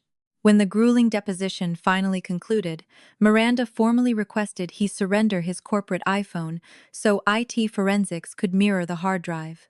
David unlocked the screen and handed it over, though his stomach violently knotted. Stripped of his phone, he felt completely blind and naked. Out in the plush reception area of the legal floor, he slumped into a leather chair and stared blankly out the window, watching the city of Chicago move on with its day, as if his entire life wasn't collapsing into ash. At that exact same moment, Anna was sitting in a vastly different building, a highly secure, glass-walled conference room at the absolute top of Wolf Capital Holdings. Spread out on the table before her was the complete structural map of Vance's empire, no longer looking like a foggy spiderweb. The connecting lines were now painted in thick red ink, the money nodes were crystal clear, the stolen dollar amounts calculated to the penny. Over the last 48 hours, the audit had rapidly evolved from a theoretical suspicion phase directly into a bloodthirsty, evidence-backed hunting phase. Gregory Wolf sat at the head of the massive table, his fingers steepled under his chin. His ancient face remained utterly unreadable, but Anna could easily spot the lethal rage vibrating in the tension of his shoulders. The billionaire did not care about the lost money. Stolen cash can be written off as a tax loss, recovered in lawsuits, or generated in the next quarter. He was furious because someone inside his own fortress had possessed the sheer audacity to treat him like a blind old fool. "Present the findings," he ordered, his voice like grinding stones. Anna mirrored her laptop to the massive OLED screen, projecting 3 distinct clusters of vendor contracts. The first cluster exposed wildly inflated freight logistics rates, the second detailed entirely fictitious consulting invoices. The third tracked the bulk purchase of raw materials through a shell intermediary that was marking up market prices by nearly 200%. Each cluster, analyzed in total isolation, could potentially be explained away as gross managerial incompetence. Layered together, they formed a highly sophisticated, aggressively sustainable pipeline for embezzling corporate wealth. The core issue is not which low-level managers signed the final page of the PDF, Anna stated clearly. The blind signatories are highly relevant, but they do not explain the macro architecture of the fraud. The true architect is the individual who engineered the internal pressure, hand-selected the bulletproof shell companies, intentionally decentralized the compliance checks, and personally ordered the subsequent deletion of the server archives. Based on our current digital forensics, all roads lead directly to Victor Vance. One of the regional directors, a heavily built man with a flush red face, exhaled violently. Vance has been with this group for 20 years. He has led our most brutal crisis mergers, saved failing divisions, and holds all our political leverage in the Midwest. You absolutely cannot build federal-level accusations against a man of that caliber based on theoretical assumptions. "I do not build federal cases on theoretical assumptions," Anna shot back smoothly. "I am highlighting statistical coincidences that cease to be coincidences the moment they repeat for the third time. Right here, I have documented over 20 of them." The boardroom went deathly silent. Arthur quietly slid a thick, bound executive summary across the table to every single board member. Anna coldly scanned their faces. Some read the pages with genuine horror, some frantically scanned the index looking for their own names, and some were already mentally calculating their physical distance from the impending FBI raid. In a true corporate crisis, men reveal their absolute worst survival instincts far faster than they read the executive summaries. Gregory Wolfe locked his dead eyes on her. "What exactly do you require from this board?" "Absolute, unrestricted, God-level access to the IT security archives, an immediate hard freeze to prevent any further server wiping, a mirrored copy of the offshore financial ledgers, and immediate corporate protection for our key internal whistleblowers. Victor Vance will absolutely attempt to physically or professionally break the weakest links in the chain. If we do not legally lock down their sworn statements today, by tomorrow morning they will magically suffer from total amnesia. Do you genuinely believe he will resort to open extortion? He already has." Anna slid a printed screenshot of the burner phone threat she received last night across the polished mahogany. The red-faced director snatched the paper and scowled deeply. The threat was brief, but violent enough to instantly elevate the audit from a white-collar financial dispute into a criminal intimidation case. This was no longer just about the money. This was about raw, bleeding power. "If you value your family's physical health," the director read aloud. Wolfe slowly pushed his chair back and stood up. "Effective immediately, Global Security bypasses the standard reporting structure and reports directly to you and Arthur. Do not flag Vance about these specific details. The official corporate line remains identical. This is a routine audit of vendor compliance protocols. Let him sit in his office and arrogantly believe we haven't realized the true scale of the cancer." Anna nodded firmly. It was the only tactically sound play. When you go to war with a corporate sociopath, you never show them the depth of the water until they are already drowning. A smug, overconfident predator is highly dangerous. But a predator who falsely believes you are too stupid to catch him will almost always make a fatal, arrogant mistake. Vance was exactly that breed of monster. He needed the psychological space to make a wildly incorrect move. After the board session adjourned, Arthur caught up with Anna near the VIP elevators.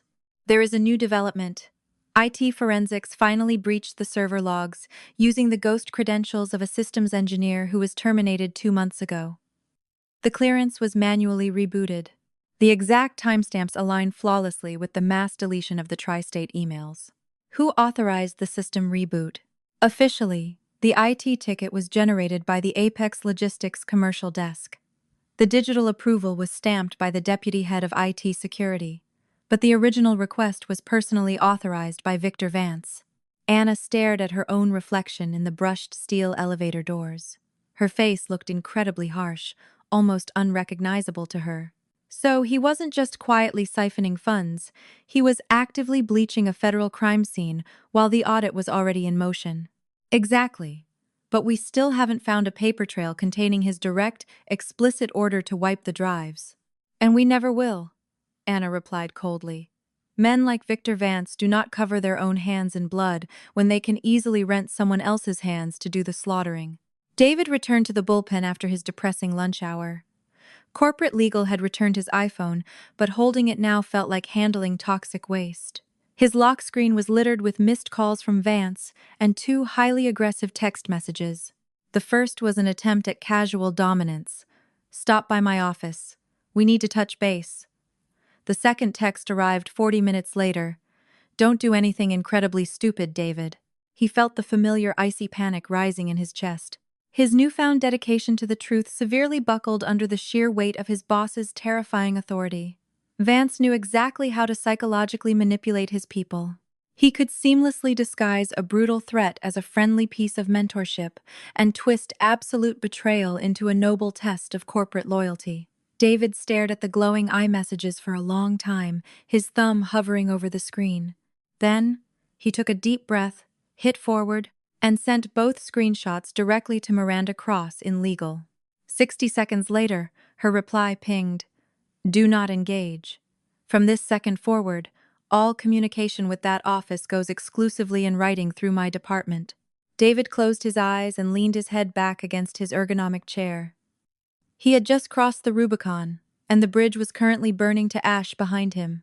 Out on the floor, his co-workers were stealing terrified glances at him.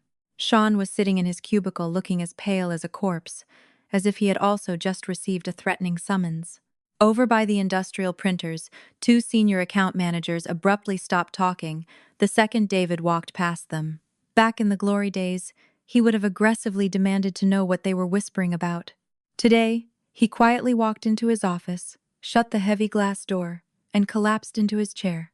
On his desk sat a framed, high-gloss photo from the annual Wolf Capital Charity Gala. He and Vance were standing shoulder to shoulder, holding expensive scotch, both flashing million-dollar smiles. David distinctly remembered that exact night. Vance had slapped him hard on the shoulder and proudly declared that David was destined to be a massive player in this town. Now, staring at the photograph, David saw it for what it truly was, not a genuine anointment of power, but the careful grooming of a highly useful idiot. He felt a sudden, violent urge to smash the glass frame against the wall, but he stopped himself. Raw, explosive anger no longer provided him with the illusion of masculine strength. It only brutally highlighted how effortlessly they had manipulated him. He grabbed the frame, shoved it face down into the bottom of his drawer, and for the first time in a decade, began typing out a meticulously detailed, scrupulously honest internal memo. That evening, when Anna finally unlocked the condo door, she was shocked to discover that David had actually cooked dinner himself. The quinoa was overly dry, the baked chicken was too salty, and the organic salad was chopped into comically massive chunks. But there were 2 plates set at the island, and a neatly folded linen napkin rested next to her usual spot. The gesture was small, incredibly awkward, and clearly not performed to harvest a round of applause. "I wasn't entirely sure when you would wrap up," he mumbled, looking at the floor, "so I just kept a plate warm for you." "Thank you." They ate in heavy silence. In the past, silence between them had always been a calculated punishment, a weaponized expression of exhaustion.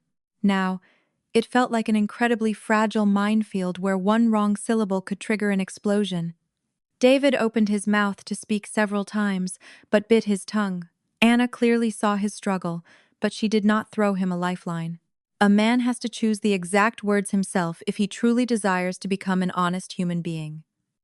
Vance texted me today. He finally blurted out. I immediately forwarded the screenshots to the corporate lawyers. Good. It was the only correct move. Anna looked up from her plate. David had delivered the sentence without his usual defensive armor, without his trademark arrogance, and without desperately trying to reframe his sheer panic as righteous indignation. In that one brutally simple admission, there was vastly more genuine courage than in all of his previous, pathetic monologues about being the alpha male of the house. She did not instantly forgive him, but she did truly hear him. Being terrified does not make you a weak man, she said softly. What makes you a weak man is actively choosing to hide behind another man's lies just to protect your ego. He slowly nodded. He desperately wanted to ask her if she absolutely hated him. He desperately wanted to ask if there was even a fraction of a chance for them to survive this, but he knew those questions were just his old, toxic habit of demanding emotional comfort before doing the actual grueling work of accountability. David forced his mouth shut. Anna noticed that micro-victory too. Deep in the night, Vance executed his next strategic counterattack. A highly damaging exclusive scoop was leaked to a major Wall Street financial blog. Citing an anonymous, high-level corporate insider, the article claimed a massive conflict of interest was actively poisoning the Wolf Capital internal audit.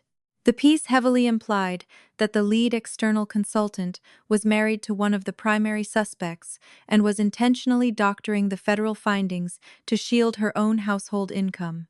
Anna's actual name was legally omitted, but in the tight-knit Chicago financial sector, the target was glaringly obvious.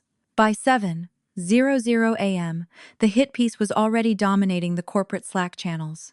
Striding through the marble lobby of Wolf Capital, Anna physically felt the burning weight of dozens of eyes tracking her every move.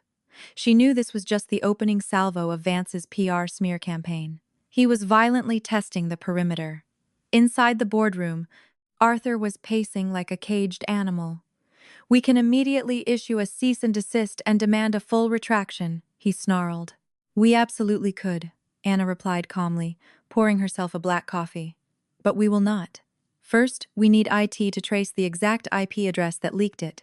Vance desperately wants me to panic, call a press conference, and give him the oxygen to loudly debate my personal biases on CNBC. Let him sit in his office and believe he actually drew blood. You are way too calm about this." "No. I simply refuse to let a sociopath dictate the coordinates of the battlefield." By noon, the digital forensics team confirmed that the hit piece had been routed through a burner IP linked to a boutique crisis PR firm that Vance had previously kept on a massive retainer. The definitive legal proof was still pending, but the vector was undeniable.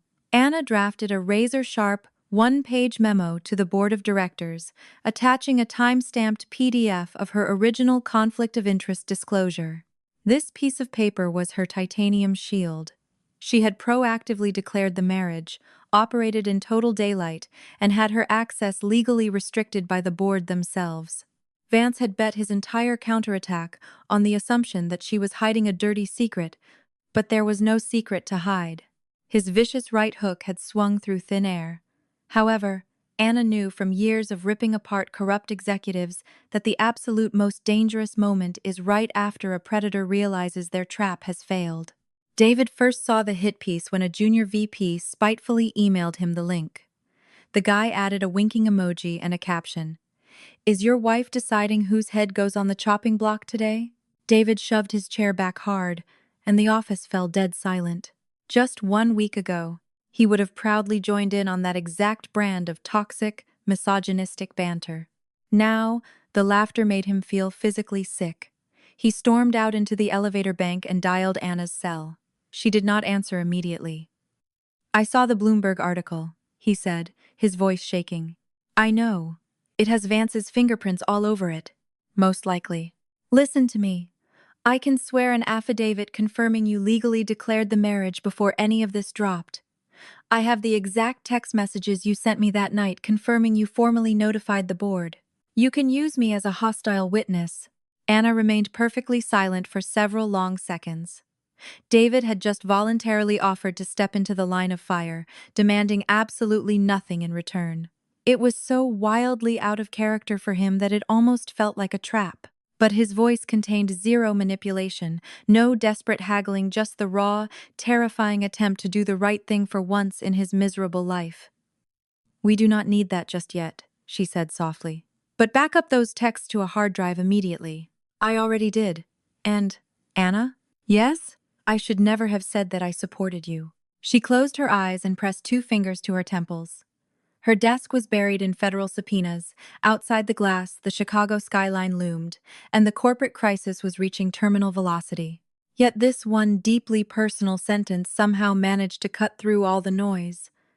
David wasn't begging for an instant pardon, and he wasn't feeding her the classic abuser line of, "I didn't mean it." He had specifically named his exact crime. In the bleak landscape of their marriage, that was a massive evolutionary leap. "You shouldn't have," she replied softly. "I know." The line went dead. Anna set the iPhone down and stared at her monitors. Her chest did not magically flood with warm, cinematic forgiveness. A decade of deep psychological cuts does not heal from one accurate apology. But in the thick, suffocating concrete wall of her resentment, a microscopic hairline fracture appeared, not letting in blinding light, but at least the faint possibility of oxygen. Just after 2:00 p.m., Global Security burst into the room to announce that Sean Nichols, David's hyper-anxious deputy, had vanished from the building. His corporate cell phone had been deactivated. His RFID badge had pinged for the final time at the basement parking garage. 1 hour later, an encrypted email arrived in the legal department's master inbox, sent from Sean's personal Gmail. Attached was a massive zip file of deeply buried internal emails and a terrified, frantic message. "I can't go to federal prison for these people.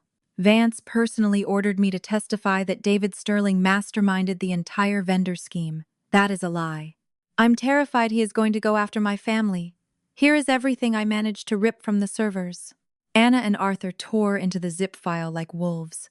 The attachments were pure, unadulterated gold. Forwarded demands from Vance, scanned post-it notes regarding the shell companies, hidden Excel sheets showing the exact markup percentages, and one single, crackling M4A audio file. The audio quality was garbage, clearly recorded on a phone inside a moving car, but the voice commanding the cover-up was undeniably Victor Vance. "We need to physically locate Sean right this second," Anna barked. "Security is already pinging his license plates. We do not just need him for the affidavit. If he is terrified enough to abandon a six-figure job and run, it means Vance didn't just hint at firing him. He threatened blood." By 4:00 p.m., Wolf Capital security operatives located Sean locked inside a cheap quality inn near O'Hare Airport. He hadn't even attempted to board a flight. He was just a desperate man, hiding in a corner. When the security detail escorted him into the heavily guarded legal suite downtown, he looked like he had aged 10 years. His hands were violently trembling, and his eyes darted around the room. He was no whistleblower hero. He was just an ordinary mid-level manager who had finally broken under the crushing weight of corporate terrorism. Anna entered the interrogation room entirely alone. Sean immediately stood up, but she gently motioned for him to sit back down. "I am not an SEC prosecutor," she said evenly, "and I am absolutely not your enemy. I just need to understand exactly who threatened you, and exactly how they threatened your wife and children." He stared at her, utterly paralyzed with paranoia. "You're David Sterling's wife, aren't you?" "Yes." "Then your only goal in here is to protect him and throw me to the wolves." "My only goal in here is to establish a verifiable timeline of facts. If the hard facts legally exonerate David, then he gets exonerated. If the facts send him to federal prison, then he goes to federal prison." Sean dropped his head into his hands. That single, brutal statement likely earned his trust faster than a million fake promises of total immunity. Men who have been trapped in the toxic web of corporate sociopaths have a highly tuned radar for fake corporate empathy. Anna wasn't promising him a fairy tale. She was offering him the only thing that could actually save his life. A rigidly enforced legal structure where the truth actually mattered. Stuttering, he confessed that Vance had used a proxy to explicitly threaten his wife's middle management job at a totally unrelated subsidiary. 2 days later, an anonymous number texted him a high-resolution photograph of the exact elementary school where his young son was enrolled. There was no explicit threat of violence attached, just the terrifying, silent proof of absolute access. Sean had completely panicked, initially agreeing to perjure himself to frame David, before realizing Vance would inevitably throw him in the exact same meat grinder the second he was no longer useful. Anna listened without interrupting him once. Her face remained carved from marble, but internally, her blood was boiling with a cold, focused rage. She despised corporate corruption, but she violently, passionately loathed powerful men who weaponized the safety of children to protect their own stock options. Vance had officially crossed the line from a white-collar embezzler into a rabid dog that needed to be put down immediately. After the interview, Sean signed a sprawling, sworn legal affidavit and surrendered the master passwords to his cloud backups. Arthur immediately coordinated with a private security firm to place Sean's family in a heavily guarded hotel. Gregory Wolfe authorized an emergency, highly classified board of directors meeting for the following morning. Officially, the agenda was listed as a routine risk assessment of contractual compliance. Unofficially, it was the executioner's block for Victor Vance. But Vance was an apex predator, and he could smell the blood in the water. That exact same evening, he materialized in the lobby of David and Anna's River North condo building. David was exhausted, walking back from the L train, when he spotted Vance standing near the glass revolving doors, wearing a $4,000 cashmere overcoat and casually smoking a cigarette.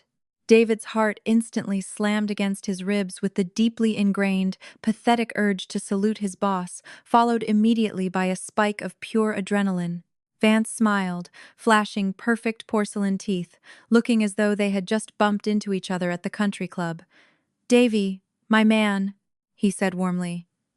"We need to have a quick chat, man to man, adult to adult." David stopped dead in his tracks, keeping a solid 10 feet of distance between them. "All communication goes exclusively through corporate legal." Vance threw his head back and laughed. "Oh, I see. The bitch wife gave you a script. She's a brilliant operative, I'll give her that. But you need to wake the hell up and stop confusing her legal survival with your own. She is going to walk away from this bloodbath wearing a Teflon suit, and they are going to legally crucify you. You know exactly how these boardroom sharks operate." David stood frozen. Inside the sleek lobby, the expensive crystal chandelier flickered. A security camera was mounted directly above their heads, pointing straight at the sidewalk. Suddenly, David remembered Anna's titanium rule: document everything. His iPhone was already resting in his coat pocket. He blindly slid his thumb over the side buttons and triggered the voice memo shortcut the second Vance exhaled a cloud of smoke. A month ago, David would never have had the tactical awareness to pull that off. Today, it was pure survival instinct. "I have absolutely zero intention of discussing this audit without a Wolf Capital attorney physically present," he stated loudly and clearly. Vance took a slow, menacing step forward. The charming country club smile vanished, replaced by the dead eyes of a shark. "You were a pathetic nobody when I pulled you out of the mud. You aggressively signed every single piece of garbage I slid across your desk, and you bragged to your country club buddies about how important you were while cashing my bonus checks.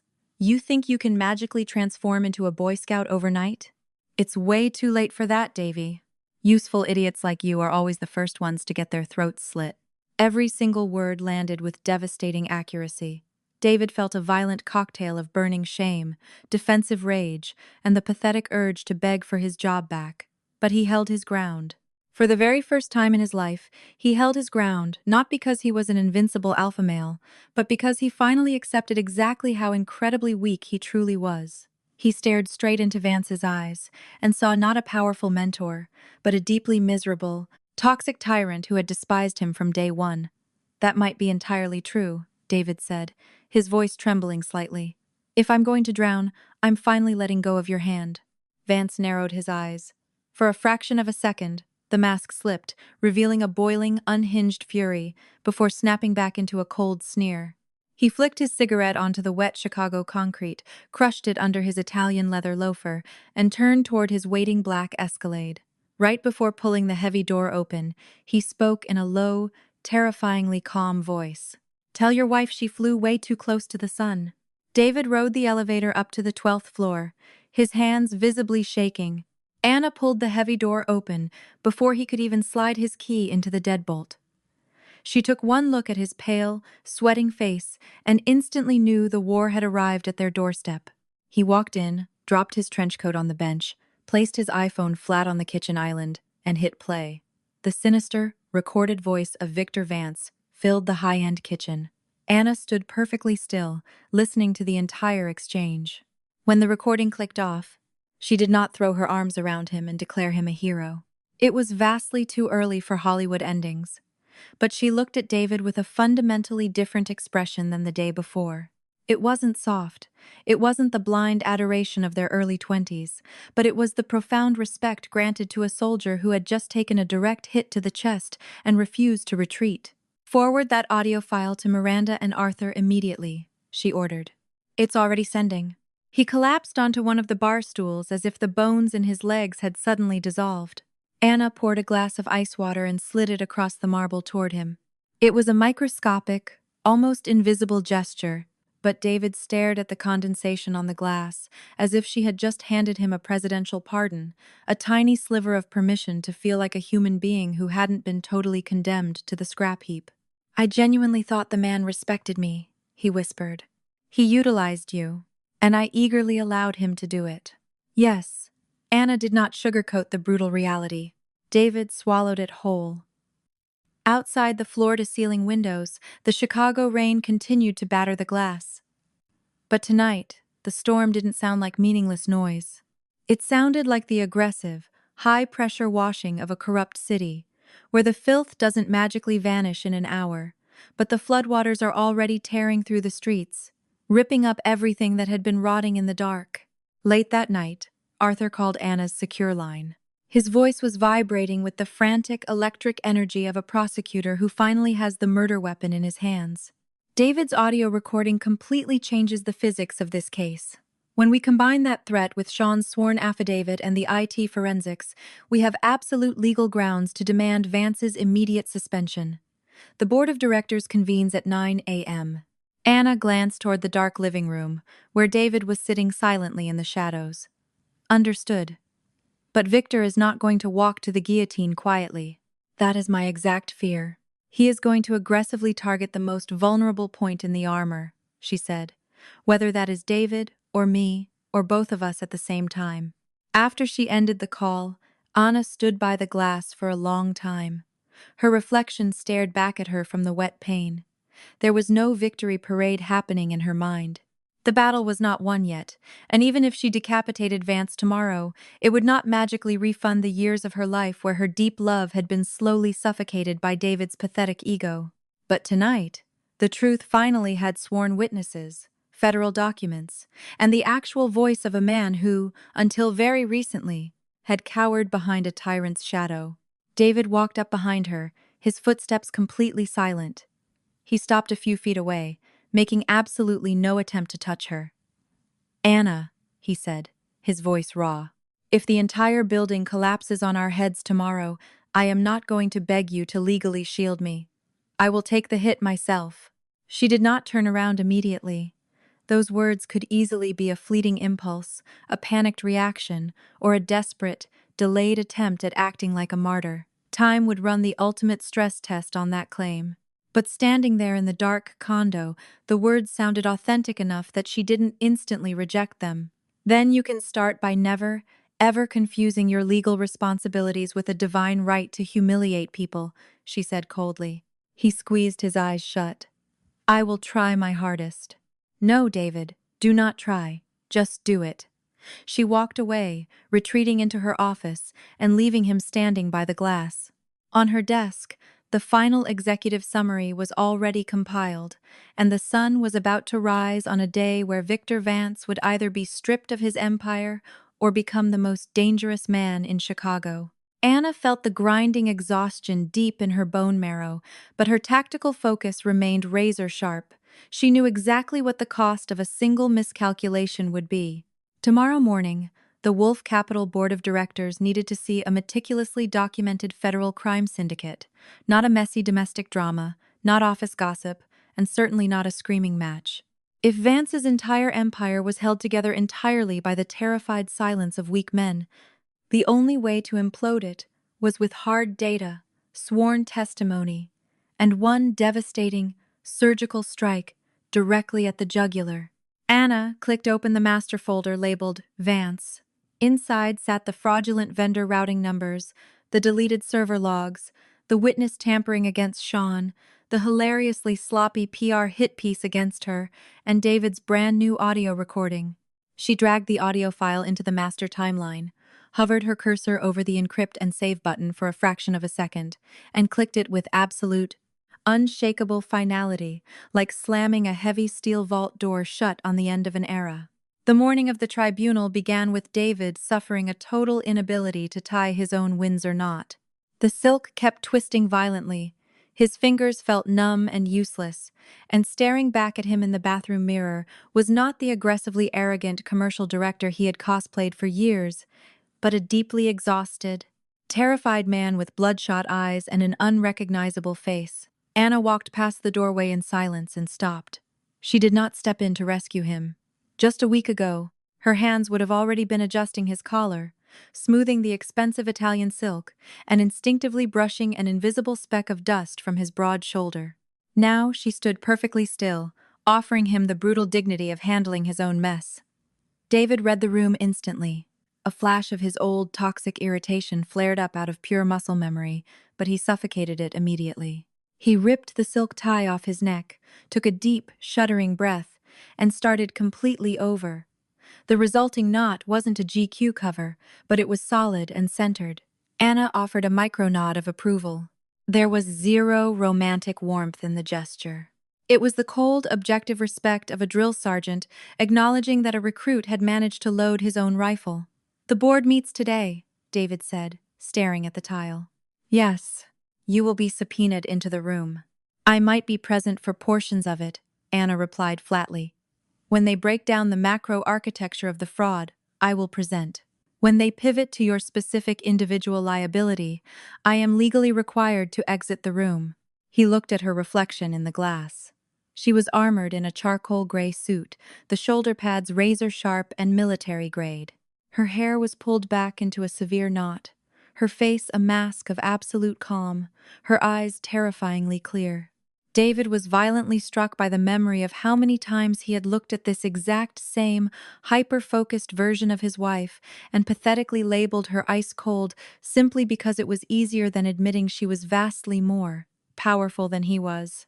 Outside the luxury high-rise, a black Lincoln Navigator dispatched by Wolf Capital was idling at the curb. David desperately wanted to drive his own car, but his leased Audi was locked in the corporate garage after last night's brutal confrontation. Anna did not offer to share the back seat, nor did she object when he quietly slid in next to her. The heavy silence returned, but it was no longer a toxic void. Beyond the tinted windows, Chicago was waking up wet, gray, and chaotic. Commuters sprinted toward the L train entrances, city buses aggressively merged through traffic, and massive digital billboards falsely promised happiness in exchange for a new credit card or a whiter smile. David stared out at the concrete jungle and thought, "It is incredibly bizarre how the total annihilation of one man's universe doesn't even cause a blip in the morning rush hour traffic." At the towering Wolf Capital skyscraper, the security matrix was locked down to DEFCON 1. RFID badges were scanned twice, and the executive elevators were manually overridden by security guards wearing earpieces. Anna glided through the lobby with lethal confidence, offering curt, professional nods to the few executives who actually knew her true security clearance. David trailed half a step behind her, feeling like a dead man walking into his own wake. Right outside the heavy oak doors of the boardroom, Arthur was waiting. He shot David a rapid, highly uncomfortable glance before immediately locking eyes with Anna. "Vance is already inside." He dragged his $2,000 an hour defense attorney with him, along with two fixers from his external PR agency. He is aggressively framing this entire tribunal as a hostile corporate takeover orchestrated by a rival faction within the holding company, weaponizing a fake conflict of interest. "Completely predictable," Anna said smoothly. "He also formally petitioned the chairman to have you permanently ejected from the building." "On what specific legal grounds?" "An undisclosed personal vendetta masking as an audit, triggered by a catastrophic domestic dispute with your husband." David's face lost all remaining color.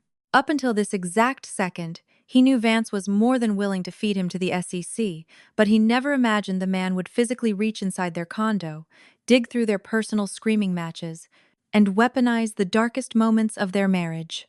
The pathetic, arrogant insults David had screamed over the kitchen island were now literally being used as federal defense ammunition against his wife.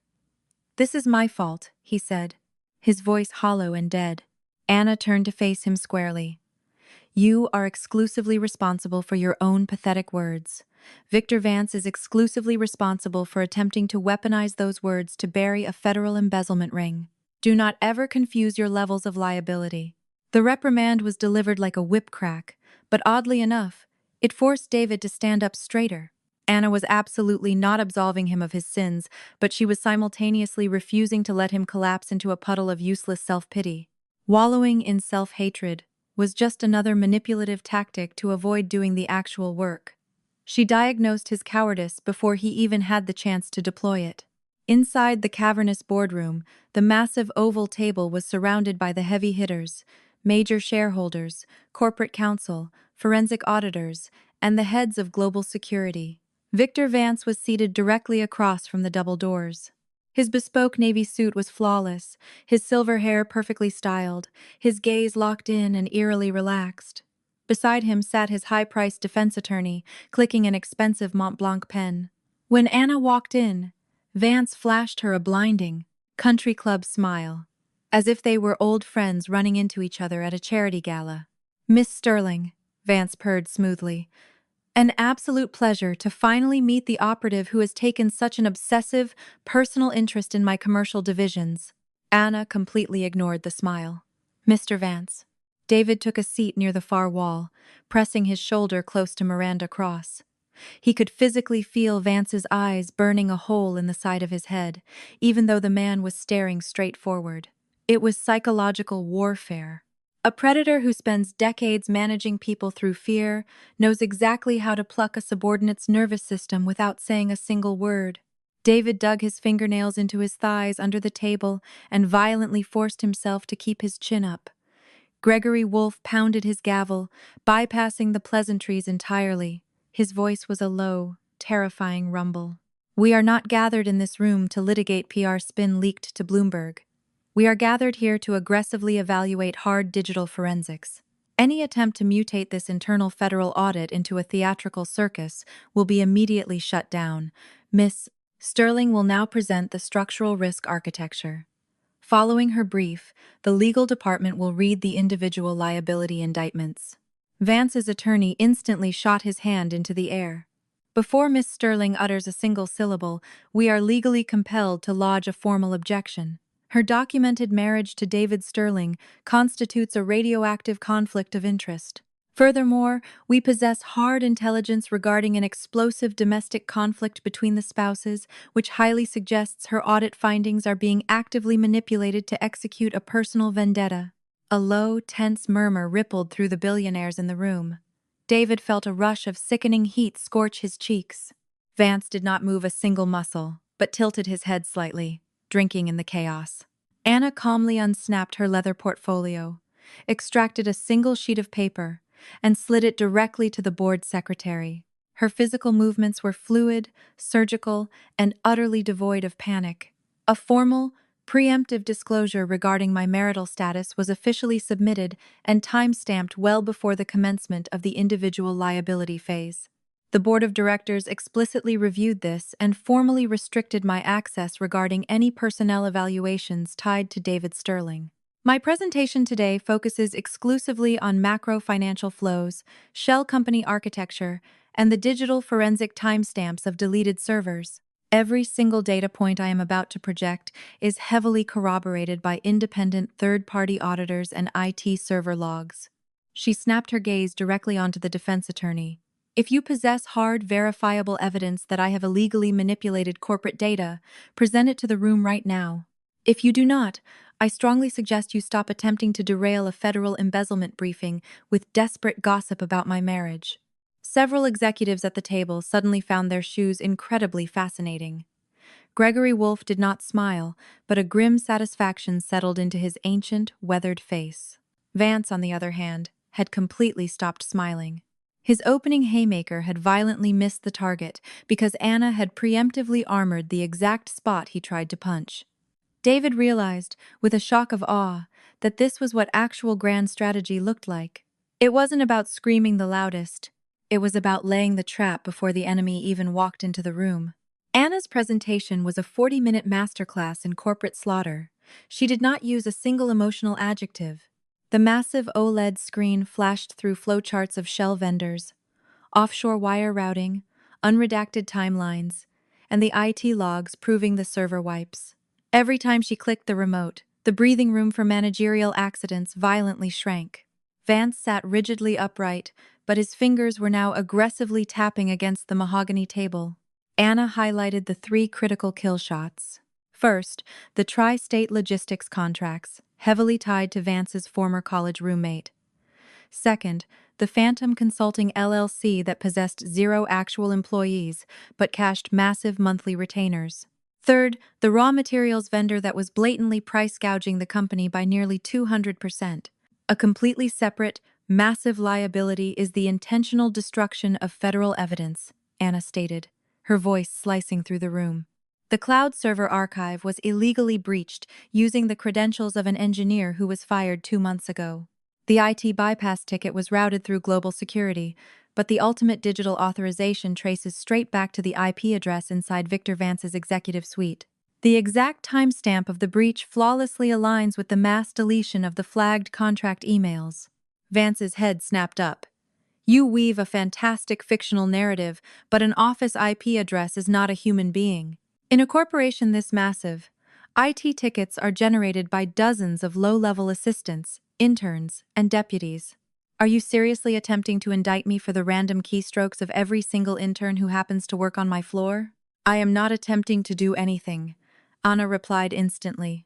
I am mathematically proving that the exact same rogue employees, the exact same shell vendors, and the exact same fraudulent overrides constantly orbit your specific projects with a statistical frequency that is scientifically impossible without a central architect. Vance's attorney lunged forward. That is wild speculation. That is an objective financial model, Anna fired back.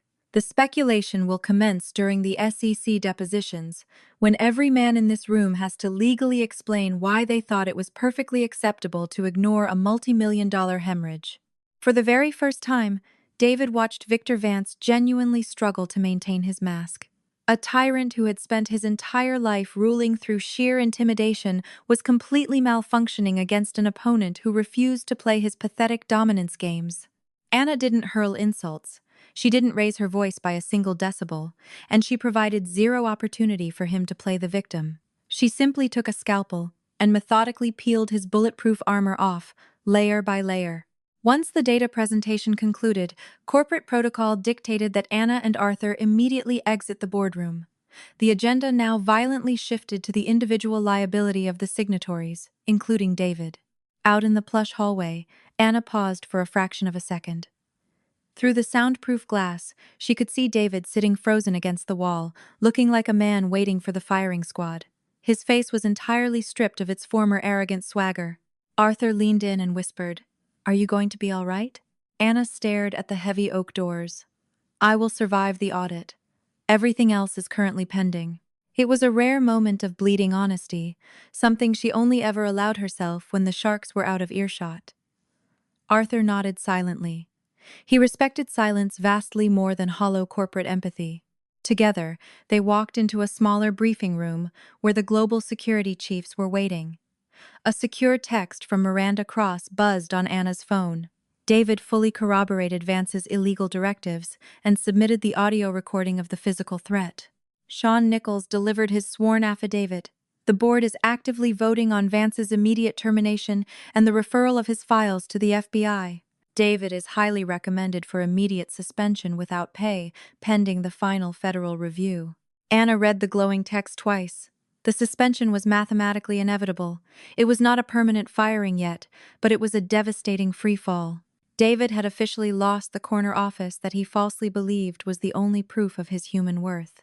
She felt a sharp, painful twist of grief for him, but instantly firewalled it away from the objective reality. Justice has absolutely no obligation to be painless. Back inside the main boardroom, Vance had gone nuclear. He was speaking in a low, terrifyingly calm register, but every syllable was engineered to trigger mass panic.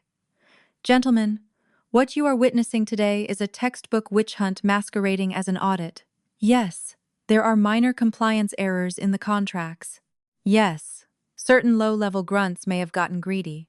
But instead of conducting a standard systemic review, they are trying to hang a convenient supervillain. If you let them do this to me today, tomorrow morning they will be digging through your emails, looking for blood. Several regional directors shifted violently in their expensive leather chairs. The psychological tactic was as old as the Roman Empire. Convince your terrified accomplices that punishing you will inevitably lead to their own destruction, and they will fight to the death to protect your immunity. Gregory Wolfe watched the performance with dead eyes. Miranda Cross flipped her legal binder open, patiently waiting her turn. David sat plastered to the wall, physically feeling Vance spinning his invisible web of terror around the room. Yesterday, David might have actually fallen for it. Just weeks ago, he was deeply addicted to the narrative that apex alpha males occasionally had to break a few eggs to make a corporate omelet. Now, all he could smell in that speech was the rotting stench of a desperate coward. Miranda finally stood up. She tapped her iPad, and the audio recording from the condo lobby blasted through the boardroom's surround sound speakers. Vance's sinister voice was crystal clear. You were a pathetic nobody when I pulled you out of the mud. You aggressively signed every single piece of garbage I slid across your desk. You think you can magically transform into a Boy Scout overnight? Useful idiots like you are always the first ones to get their throats slit. The terrifying words hung suspended over the mahogany table, significantly heavier than any Excel spreadsheet. For the first time, Vance physically snapped his head around to glare at David. The sheer, unadulterated hatred in his eyes hit David like a physical punch to the gut, but David did not drop his gaze. The paralyzing fear was still screaming in his veins, but directly underneath it was a new foundation of concrete. He had already pulled the pin on the grenade, and it was vastly too late to crawl back to the safety of being a loyal dog. That audio file is illegally recorded and violently ripped out of context, Vance's lawyer shouted. The FBI will establish the context, Miranda replied with lethal calm. But when aggressively combined with Sean Nichols' sworn affidavit, the digital forensics of the server wipe, and the unsigned perjury trap your client attempted to force David Sterling to sign, that audio confirms federal witness tampering and a blatant conspiracy to frame subordinates. The word subordinates echoed quietly, but it acted like a sniper bullet. Every single executive at that table instantly understood the mechanics of the game. CEOs rarely go to prison first. They throw their secretaries, their VPs, and their desperate-to-please signatories directly under the bus. Vance had ruthlessly exploited that exact dynamic for a decade. Now, his own survival tactic was the primary evidence of his guilt. Gregory Wolfe slammed his gavel down, calling for a mandatory 15-minute recess. David stumbled out into the hallway and spotted Anna standing alone by the floor-to-ceiling windows. She didn't rush over to him. He slowly approached her, keeping a highly respectful distance between them. For a few heavy seconds, they both stared down at the microscopic cars crawling along the Chicago expressways, watching the millions of people going about their normal Tuesdays, completely oblivious to the boardroom execution happening in the clouds above. They are suspending me, he muttered. I know. It is probably exactly what I deserve. Yes. He let out a dark, joyless laugh. You never pull your punches, do you? I used to speak much softer. You completely refused to listen. That sentence was not a bitter complaint. It was a brutal, historical fact. David physically felt the crushing weight of the last 7 years crashing down on him. It wasn't just the toxic dinners or the explosive arguments. It was an entire timeline of microscopic dismissals where he had slowly, systematically mutated the woman he loved into a convenient household appliance. He desperately wanted to claim that he hadn't realized what he was doing, but that would be the biggest lie of all. I only ever heard the things that allowed me to feel like the king of the castle, he confessed. Anna turned her head and looked at him. For the very first time in their relationship, he had accurately diagnosed the exact toxic pathology she had spent years begging him to see. It was tragically late for a Hollywood kiss in the rain, but sometimes, sudden self-awareness isn't the magic key to fixing the past. Sometimes, it is just a heavy tool required to survive a future that no longer guarantees the other person will be there. Right at that moment, Anna's secure phone vibrated violently. Global Security had intercepted a massive, encrypted data dump sent directly to her personal Gmail. It was a cache of heavily forged bank statements, aggressively proving she had accepted a $500,000 wire transfer from a rival hedge fund to assassinate Vance's career. The counterfeiting was embarrassingly sloppy, but the tactical objective was obvious: detonate a massive PR bomb right before the final board vote. Anna sprinted back to the secondary briefing room. Arthur and the IT team ripped the files apart in seconds. The offshore signatures were completely mismatched. The bank routing numbers belonged to a defunct LLC from 3 years ago, and the metadata embedded in the PDFs traced directly back to the exact same crisis PR firm Vance had on retainer. "He is panicking," Arthur said, his eyes wide. "No," Anna replied coldly. "He is having a temper tantrum, and that is the greatest gift he could have possibly given us." She ordered IT not to kill the firewall just yet, but to silently track the outgoing blasts. 20 minutes later, the exact same forged dossier was blasted to a dozen Chicago Tribune reporters and one specific Wolf Capital board member who played golf with Vance every Sunday. Anna now held not just the forged murder weapon, but the exact map of the bullet's trajectory. When the boardroom doors unlocked and the session resumed, Anna requested permission to address the floor. Technically, her operational phase was closed, but Gregory Wolf nodded. She marched back into the room, clutching a fresh manila folder. Vance stared at her with a paranoid intensity. He knew the bomb had been dropped, but he had no idea if the shrapnel had hit the target. 22 minutes ago, Anna announced, her voice echoing off the glass walls. A coordinated cyber attack was executed to disseminate highly forged offshore bank statements, alleging I am a paid corporate mercenary for a rival holding company. Real-time IT forensics instantly confirmed forged signatures, defunct wire routing codes, and a metadata trail leading directly back to the exact PR contractor currently employed by Victor Vance. The unredacted cyber report is being handed directly to the corporate legal department right now. Vance violently shoved his chair back and shot to his feet. "This is a complete farce. Are you going to indict me every time someone on the internet sends an email? I am establishing a digital chain of custody. The SEC prosecutors will formulate the actual indictments when they raid your office," Anna fired back. Vance's titanium composure finally shattered. It was only for a fraction of a second, but every billionaire in the room saw it. His face twisted not in fear, but in the unhinged, psychotic rage of a tyrant whose god complex had just been forcefully revoked. He slammed both palms flat on the mahogany table, leaning forward, his voice dropping into a demonic growl. "You honestly believe you can waltz in here with your cute little PowerPoint slides and annihilate the men who built this empire with their bare hands while you were still in grad school, learning how to count our money?" Anna stared straight down the barrel of his rage.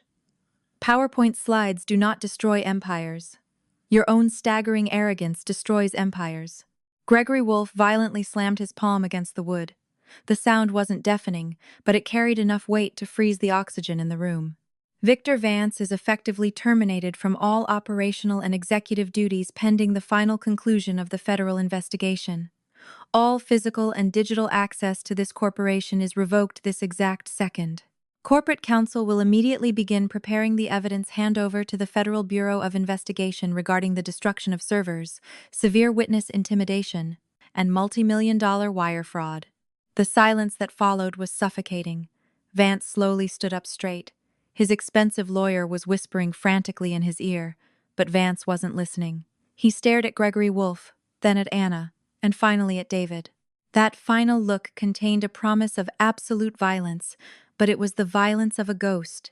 It possessed no actual power anymore. The meeting adjourned in total chaos.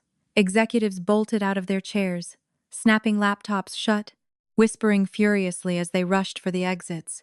Global Security immediately flanked Vance, politely but firmly demanding his RFID badge and his corporate iPhone. He sneered at the guards, but he surrendered the items.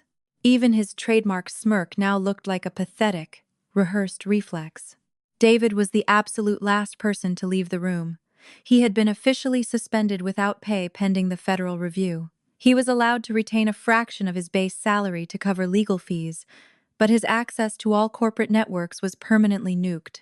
He was ordered to surrender the keys to his leased luxury SUV by 5:00 p.m. It wasn't the final, fatal execution, but it was a devastatingly brutal fall from grace. He physically felt a massive void open up inside his chest where his VP title used to live. Down in the subterranean parking garage, he unclipped the Audi key fob from his keyring. The $80,000 machine he had based his entire identity around gleamed under the fluorescent lights, looking cold and entirely foreign to him. He violently remembered the night he had sneered at Anna, telling her that her Uber Black to a client meeting was a total waste of his money. Before he had selfishly driven this exact SUV to a $500 steak dinner with Vance, Anna was standing a few feet away, holding an umbrella. She wasn't there to offer a warm hug. She was simply waiting because her own town car was delayed in traffic. David handed the fob to the fleet manager and scribbled his name on the vehicle surrender form. The piece of paper felt incredibly light, but the second the ink dried, he felt as though someone had ripped a suffocating, lead-lined mask off his face. "I don't have a car to drive home anymore," he muttered, automatically. "The L train runs every 10 minutes, Anna replied softly. He looked at her and suddenly let out a quiet, breathless laugh. There was zero humor in the sound, just the bitter, agonizing acceptance of his own staggering hypocrisy. Just a few weeks ago, he had maliciously viewed financial independence as a weapon to punish her. Now, he was standing in a freezing parking garage with no corporate car, no executive authority, a frozen paycheck, and he was finally, painfully understanding the exact price of his own arrogant demands. When he got back to the condo, he sat at the kitchen island for 3 solid hours, staring at his Chase banking app. The exact dollar amounts that he used to dismiss as chump change now formed a terrifying, suffocating wall. The River North mortgage, the HOA utilities, his mother's heart medication, the Whole Foods runs, the L train passes, and his massive personal credit card debt. His $500 a month athletic club membership was the very first auto-pay he brutally canceled without a shred of hesitation. Anna was locked in her office. He could hear her muffled voice through the drywall leading high-stakes video conferences, dictating strict legal phrasing, demanding rapid answers. She was not throwing a victory party. She was not popping champagne with her girlfriends. She was not strutting around the condo bragging about her kill count. She was simply doing the grueling, unglamorous work of securing the perimeter. True professionals know that the war doesn't magically end the second the primary target hits the floor. Late that evening, David knocked softly on her office door. Anna told him to come in. He was holding a sheet of legal pad paper. Scrawled across it was his entirely revised survival budget. The handwriting was jagged, covered in crossed-out math and eraser marks, but he had built it entirely on his own. He gently slid the paper onto the edge of her mahogany desk, making absolutely sure not to let his eyes wander toward her classified monitors. "I ran the exact numbers on what I can actually afford to wire to the joint account without the Audi, without the country club, and without the steak dinners. I will cover my exact 50%. It is going to be incredibly tight, but I will make it happen. I also explicitly factored in my mother's pharmacy bills. That is my personal liability, not yours." Anna picked up the legal pad. The math was definitely not perfect. A few utility estimates were blindly optimistic, and he had completely forgotten to factor in the skyrocketing Chicago property taxes. But it was the very first budget David had ever built in his life that wasn't designed to flex his dominance or insult her income. It was designed purely for accountability. She took a red mechanical pencil, circled his 2 math errors, and slid the paper back. "Fix the tax estimates right here, and you need to aggressively buffer your emergency savings line." He nodded. "Thank you." When he stepped out of the office, he intentionally left the heavy wooden door cracked open. It was an entirely accidental reflex, but Anna immediately noticed it. Previously, David either aggressively barged into her space demanding attention or slammed the door shut like an angry toddler. Now, he was intentionally leaving her room to breathe, demanding absolutely zero immediate validation for his basic adult behavior. Microscopic behavioral shifts do not instantly repair massive psychological trauma, but they do indicate a highly specific trajectory. The following morning, Vance deployed his final, spiteful revenge tactic against David. A highly sanitized leak hit the corporate rumor mill, claiming that the commercial director of Apex Logistics had completely folded under SEC pressure and worn a wire against upper management, purely to save his own skin. Inside the vicious echo chamber of Wolf Capital, it was painted as high treason. To the outside world, it looked like an admission of profound guilt. David woke up to a barrage of toxic text messages. His former corporate brothers either texted him the word rat or ghosted him entirely. A VP he used to play squash with every single Saturday instantly blocked his number. The glittering, elite network he had sacrificed his own marriage to build evaporated faster than a cheap umbrella in a hurricane. He sat on the edge of the king bed, staring blankly at the hardwood floor. Anna was standing in the doorway. She was deeply familiar with the deafening silence of social excommunication when a person brutally discovers that 90% of their friendships were just networking leases. But unlike David, Anna had never once confused leased corporate respect for actual human love. "What the hell do I do now?" he asked, his voice completely hollow. "The exact same thing you did yesterday. Stop lying. Stop aggressively defending yourself in rooms where you should be apologizing, and stop begging for sympathy from sociopaths you only hung out with because they could boost your LinkedIn profile." He slowly raised his head. "You deliver that advice as if I completely deserve every single ounce of this misery." "No, I deliver that advice as if your adult actions finally have adult consequences. Those are two fundamentally different concepts." By 5:00 p.m., Wolf Capital's legal department blasted out a highly manicured press release. It explicitly confirmed that David Sterling had voluntarily surrendered critical federal evidence, but formally noted his indefinite suspension pending the FBI's final ruling. The carefully drafted PR speak did not save his reputation, but it legally prevented Vance from using him as the sole corporate scapegoat. For David, it was an incredibly bizarre psychological lesson. The absolute truth did not magically function like a shower. It did not instantly wash away his sins. It did not magically restore his VP title. It did not bleach his signature off the fraudulent PDFs, and it certainly did not force his old buddies to invite him back to the country club. The truth merely stopped the bleeding from the most lethal wound. Every single thing after that had to be rebuilt brick by brick, with absolutely zero guarantee of success. That evening, he rode the L train out to the suburbs to visit his mother. The subway car was suffocatingly hot, smelling of damp coats and stale coffee. A teenager was blasting TikToks on speakerphone. David gripped the metal overhead bar and realized that just 1 month ago, he would have viewed riding public transit as a degrading human rights violation. Now, the only thing that felt truly degrading was the decade he had spent lighting money on fire to buy the illusion of respect while simultaneously transforming into a miserable human being. Eleanor opened her front door wearing a faded cardigan. She took one look at his exhausted, sunken face and instantly knew he hadn't commuted an hour just to drop off her Lipitor. They sat at her small, chipped laminate kitchen table, which smelled faintly of peppermint tea and old paperbacks. David did not dump the entire federal indictment on her, but he gave her the brutal highlights. His mother listened, sipping her tea, never interrupting him once. "Anna is a remarkably brilliant woman," she finally said into the quiet kitchen. "I know. No, David, you really do not. You are only just barely beginning to figure it out." He dropped his face into his hands. His mother's gentle, surgical honesty stung infinitely worse than the brutal cross-examinations at corporate legal. Eleanor reached across the table and placed her warm, paper-thin hand over his trembling fingers. "Your father also realized the truth way too late in the game," she whispered. "But realizing it late is still vastly superior to dying absolutely convinced you were right." David walked out of her house long after the sun had set. The Chicago wind was howling off the lake, carrying the bitter scent of wet pavement and ozone. He was not forgiven by the corporate world. He was not forgiven by Anna. And he was certainly not forgiven by himself. But for the very first time in his adult life, he wasn't desperately searching for a shortcut to numb the pain. He carried the heavy, suffocating weight exactly as a man is supposed to carry a legitimate burden.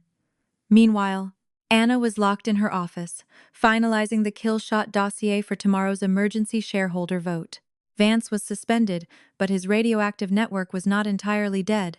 Several terrified regional directors had already back-channeled Gregory Wolfe, begging for a quiet, sealed NDA settlement. Too many billionaires were having nightmares that a public SEC trial would crack open the vault on their own private offshore accounts. That was exactly why tomorrow was the critical flashpoint. Simply decapitating Victor Vance was useless. She had to aggressively prove that the entire corporate architecture was mutating, otherwise the vacuum would just be filled by a smarter, vastly more careful predator. Anna understood this dynamic better than anyone breathing. Corporate treason is rarely the work of a lone wolf. It thrives in the warm, comfortable ecosystem of mass cowardice. When David finally unlocked the condo door, he found her sitting at the kitchen island. The marble was completely buried in legal binders, but sitting right next to her laptop were 2 steaming mugs of Earl Grey tea. He slowly slipped his trench coat off, walked over, and froze. "Can I sit down?" "It is still technically your condo," Anna replied without looking up. "For now." Those 2 words hit him like a sniper round to the chest. Soft but lethally accurate. For now. Their marriage was officially no longer a lifetime guarantee that he could carelessly shove into his pocket alongside his iPhone. He sat down on the bar stool opposite her. Between them sat the tea scalding, bitter, and painfully real. David had absolutely no idea how to negotiate a future that he himself had aggressively wired with explosives. "I went out to see my mom," he said quietly. "She looks exhausted, but her prescriptions are fully stocked. I set up the auto draft from my own checking account." "Good." He dragged both hands down his face, rubbing his exhausted eyes. "Anna, when HR handed me my suspension papers, the very first thing that popped into my head was how the hell I was going to cover my 50% of the bills. I wasn't obsessing over my VP title, or the Audi, or my country club locker.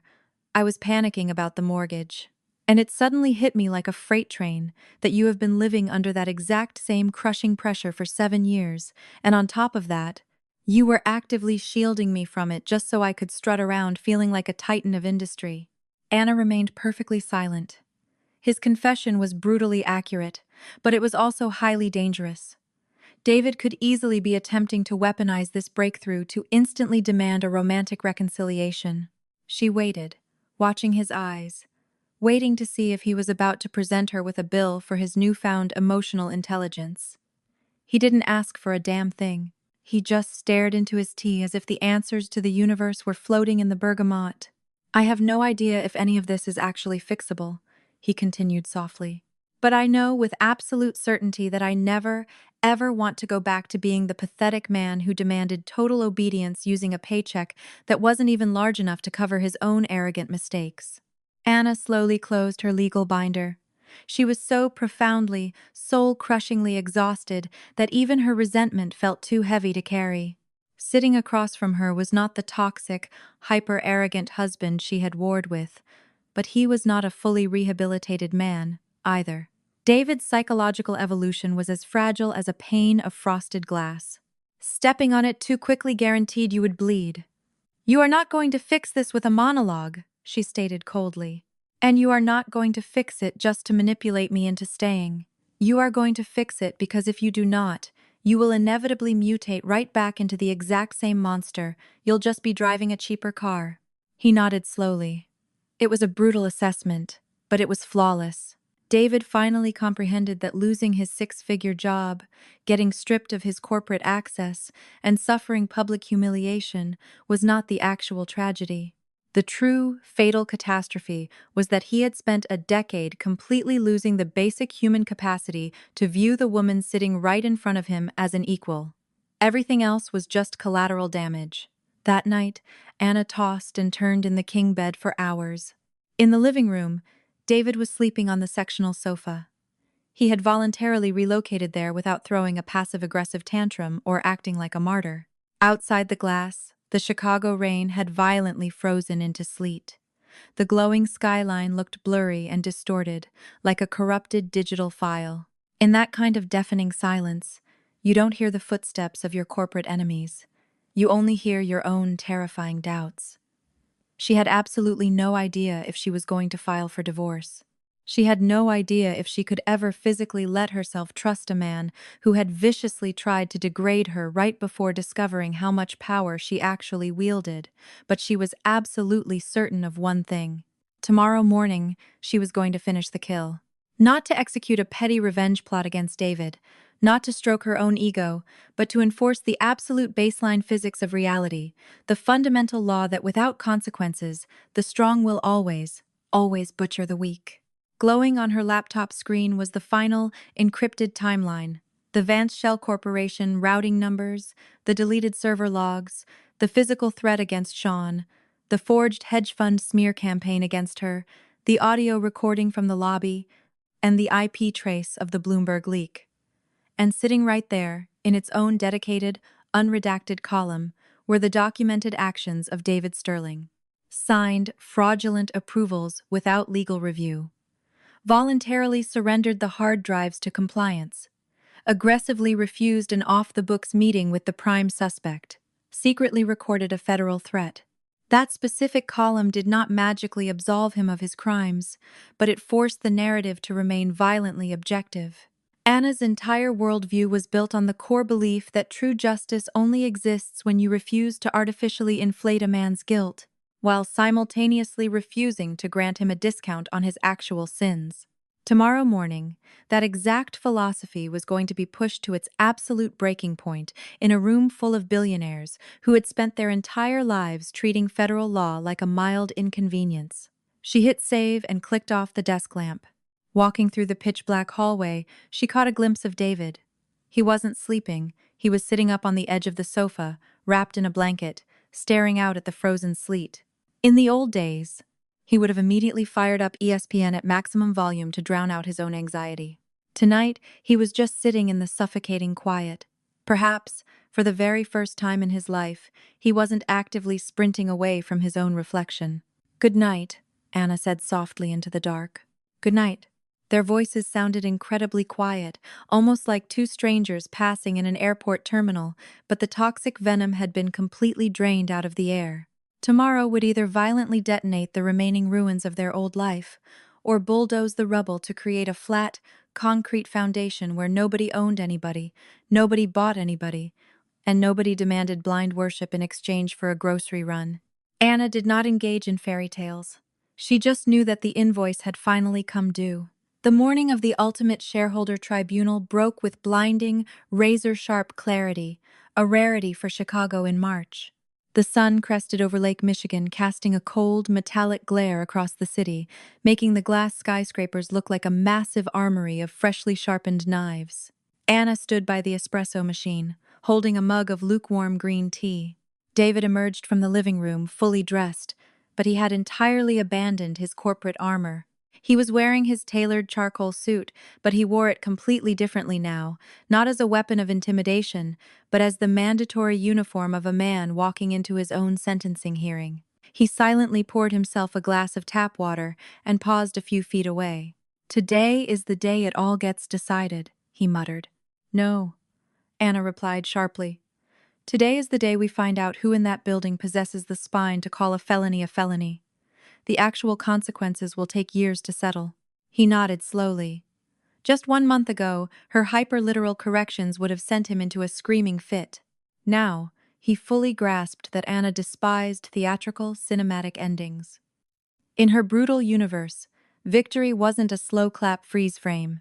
Victory was an airtight subpoena, an encrypted hard drive, a protected federal witness, and a decade of grueling compliance audits long after the press went home.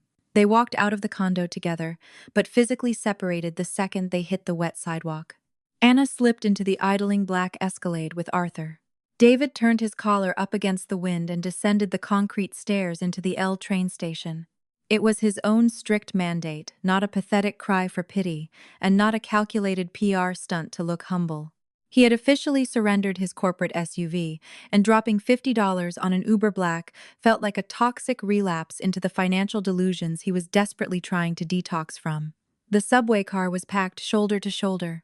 Exhausted commuters scrolled blindly through Instagram, dozed off against the scratched glass, and gripped their thermoses of Dunkin' coffee. David clung to the overhead rail and realized that in his previous life, he viewed riding the train as an absolute marker of human failure. Now, looking around the swaying car, he saw nothing but a city full of ordinary people grinding out a living, carrying their own hidden panics, their own mortgages, and their own quiet dignities. Inside the penthouse conference center of Wolf Capital, the shareholder tribunal felt like a Roman Colosseum. Floor-to-ceiling glass offered a staggering view of the Navy Pier, but not a single billionaire was looking at the water. The massive horseshoe tables were packed with hedge fund proxies, board members, SEC defense attorneys, and private security contractors. The air conditioning was blasting, but the room smelled heavily of nervous sweat and expensive cologne. Victor Vance had arrived early. He lacked his usual swaggering arrogance, but he projected the lethal, coiled energy of a cornered rattlesnake that absolutely refused to die. His lead defense counsel was whispering aggressively into his ear. Two of Vance's former closest golfing buddies were sitting 3 seats away, staring intensely at their iPads, actively treating him like he was radioactive. Power that has been stripped of its bank accounts loses its friends at light speed. Anna walked through the double doors last, flanking the compliance team. She wore an immaculate jet-black suit, her hair pulled tight, clutching the encrypted iPad containing the final kill shot. She didn't actively scan the room for David, but her peripheral vision locked onto him instantly. He was sitting in the absolute back row, entirely segregated from his former commercial division colleagues. His spine was ramrod straight. Gregory Wolf officially gavelled the session open with a terrifyingly brief intro. He spoke strictly about fiduciary duty, risk liability, the catastrophic cost of willful blindness, and the absolute necessity of amputating gangrene from the corporate body.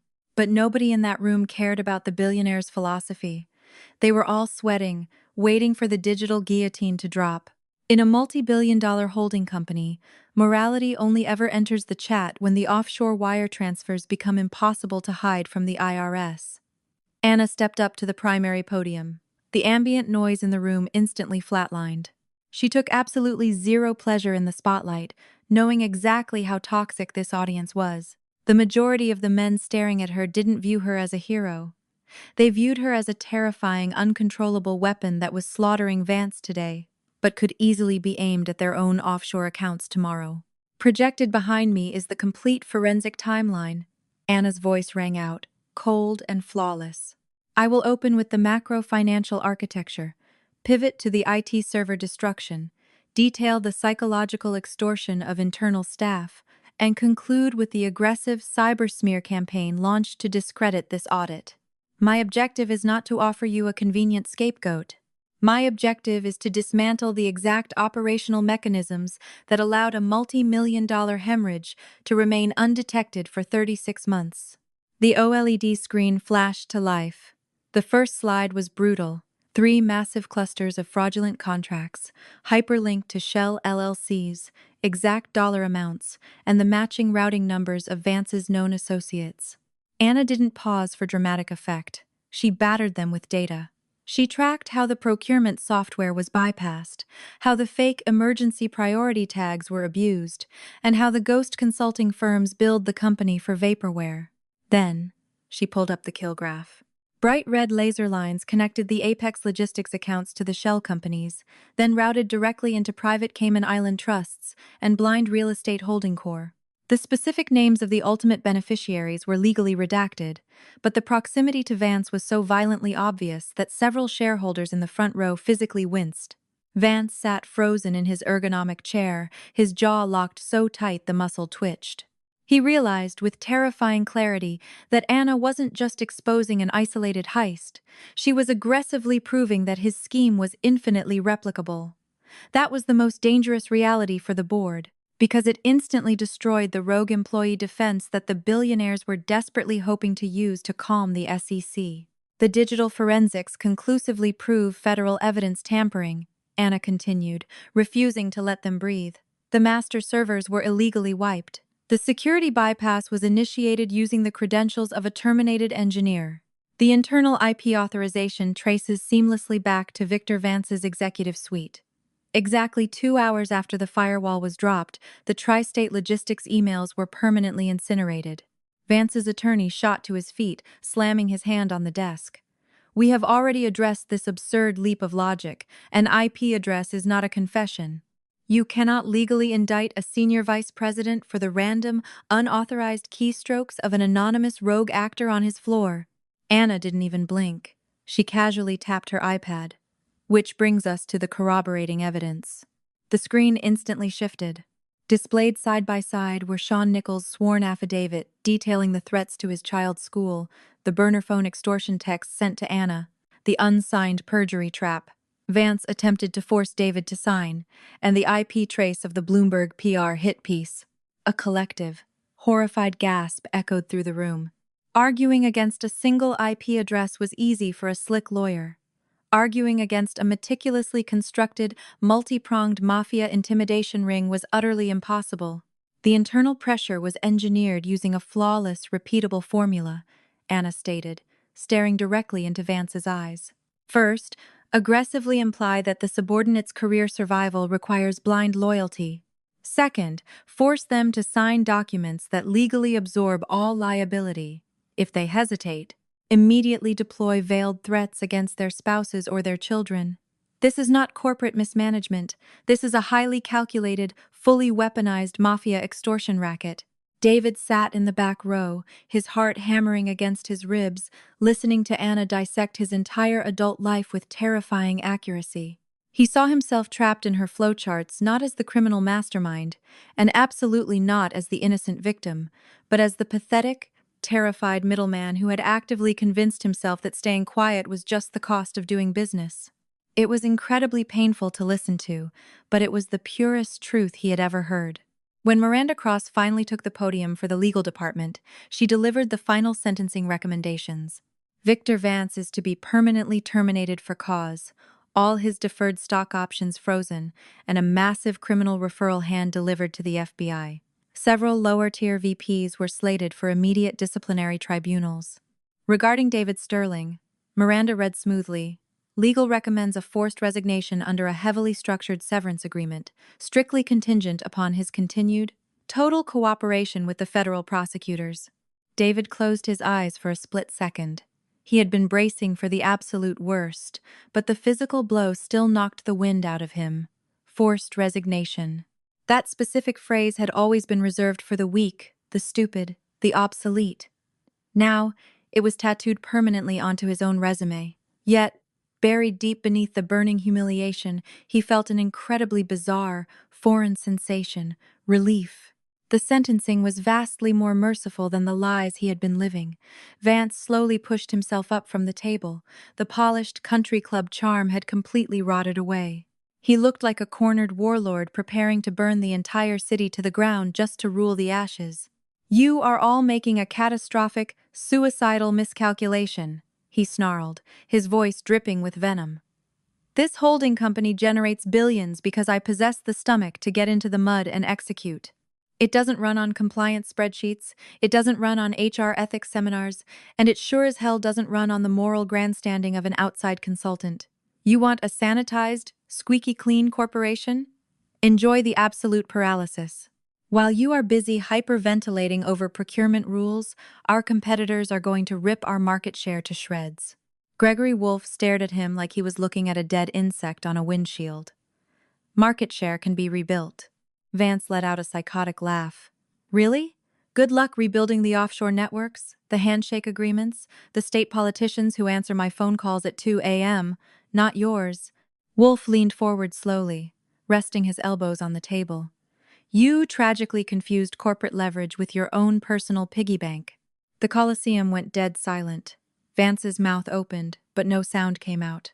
He was fully prepared to scream at Anna, at the lawyers, at the internal auditors, but Wolfe's razor-sharp dismissal completely gutted him.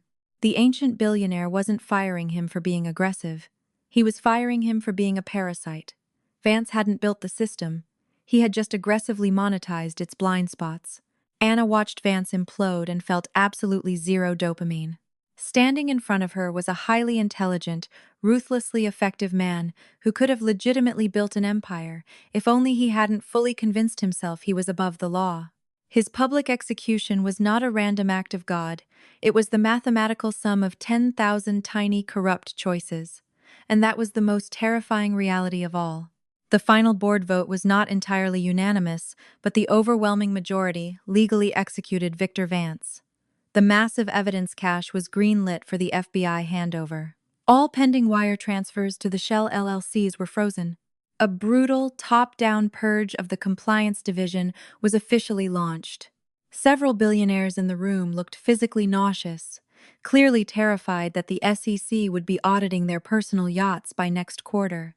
When the gavel finally struck, Vance silently packed his leather briefcase. He didn't scream, he didn't throw a tantrum, he didn't flip the table. His massive ego demanded he walk out like a martyr. But right before he hit the double doors, he stopped dead in his tracks and turned to face the back row, locking eyes with David. For 3 agonizing seconds, they stared at each other, and in that dead silence, the final pathetic remnants of their toxic hierarchy crumbled to dust. "Do you honestly believe any of these suits are ever going to forgive you?" Vance whispered, his voice dripping with malice. David held his gaze. "No. I believe I am going to have to learn how to survive without their permission." Vance smirked, but he had absolutely no counterattack left. He pushed through the doors, immediately flanked by 4 global security guards, and vanished into the hallway. Billion-dollar empires rarely collapse with Hollywood explosions. They almost always end with the rustle of Xeroxed paper, the soft click of a lock, and a sterile paragraph typed into a legal ledger. The boardroom rapidly emptied out. Executives scattered into paranoid little clusters, frantically texting their PR reps and personal attorneys. Anna remained at the podium, signing off on a stack of chain of custody forms and transferring the encrypted hard drives to Arthur. Only after the room was completely cleared did she finally allow herself to pull out a chair and sit down. The adrenaline crash hit her nervous system like a freight train. David did not approach her immediately. He waited patiently by the door until the final security guard exited. He slowly walked over to the table. In his hands, he held the freshly printed NDA and the forced resignation agreement from HR.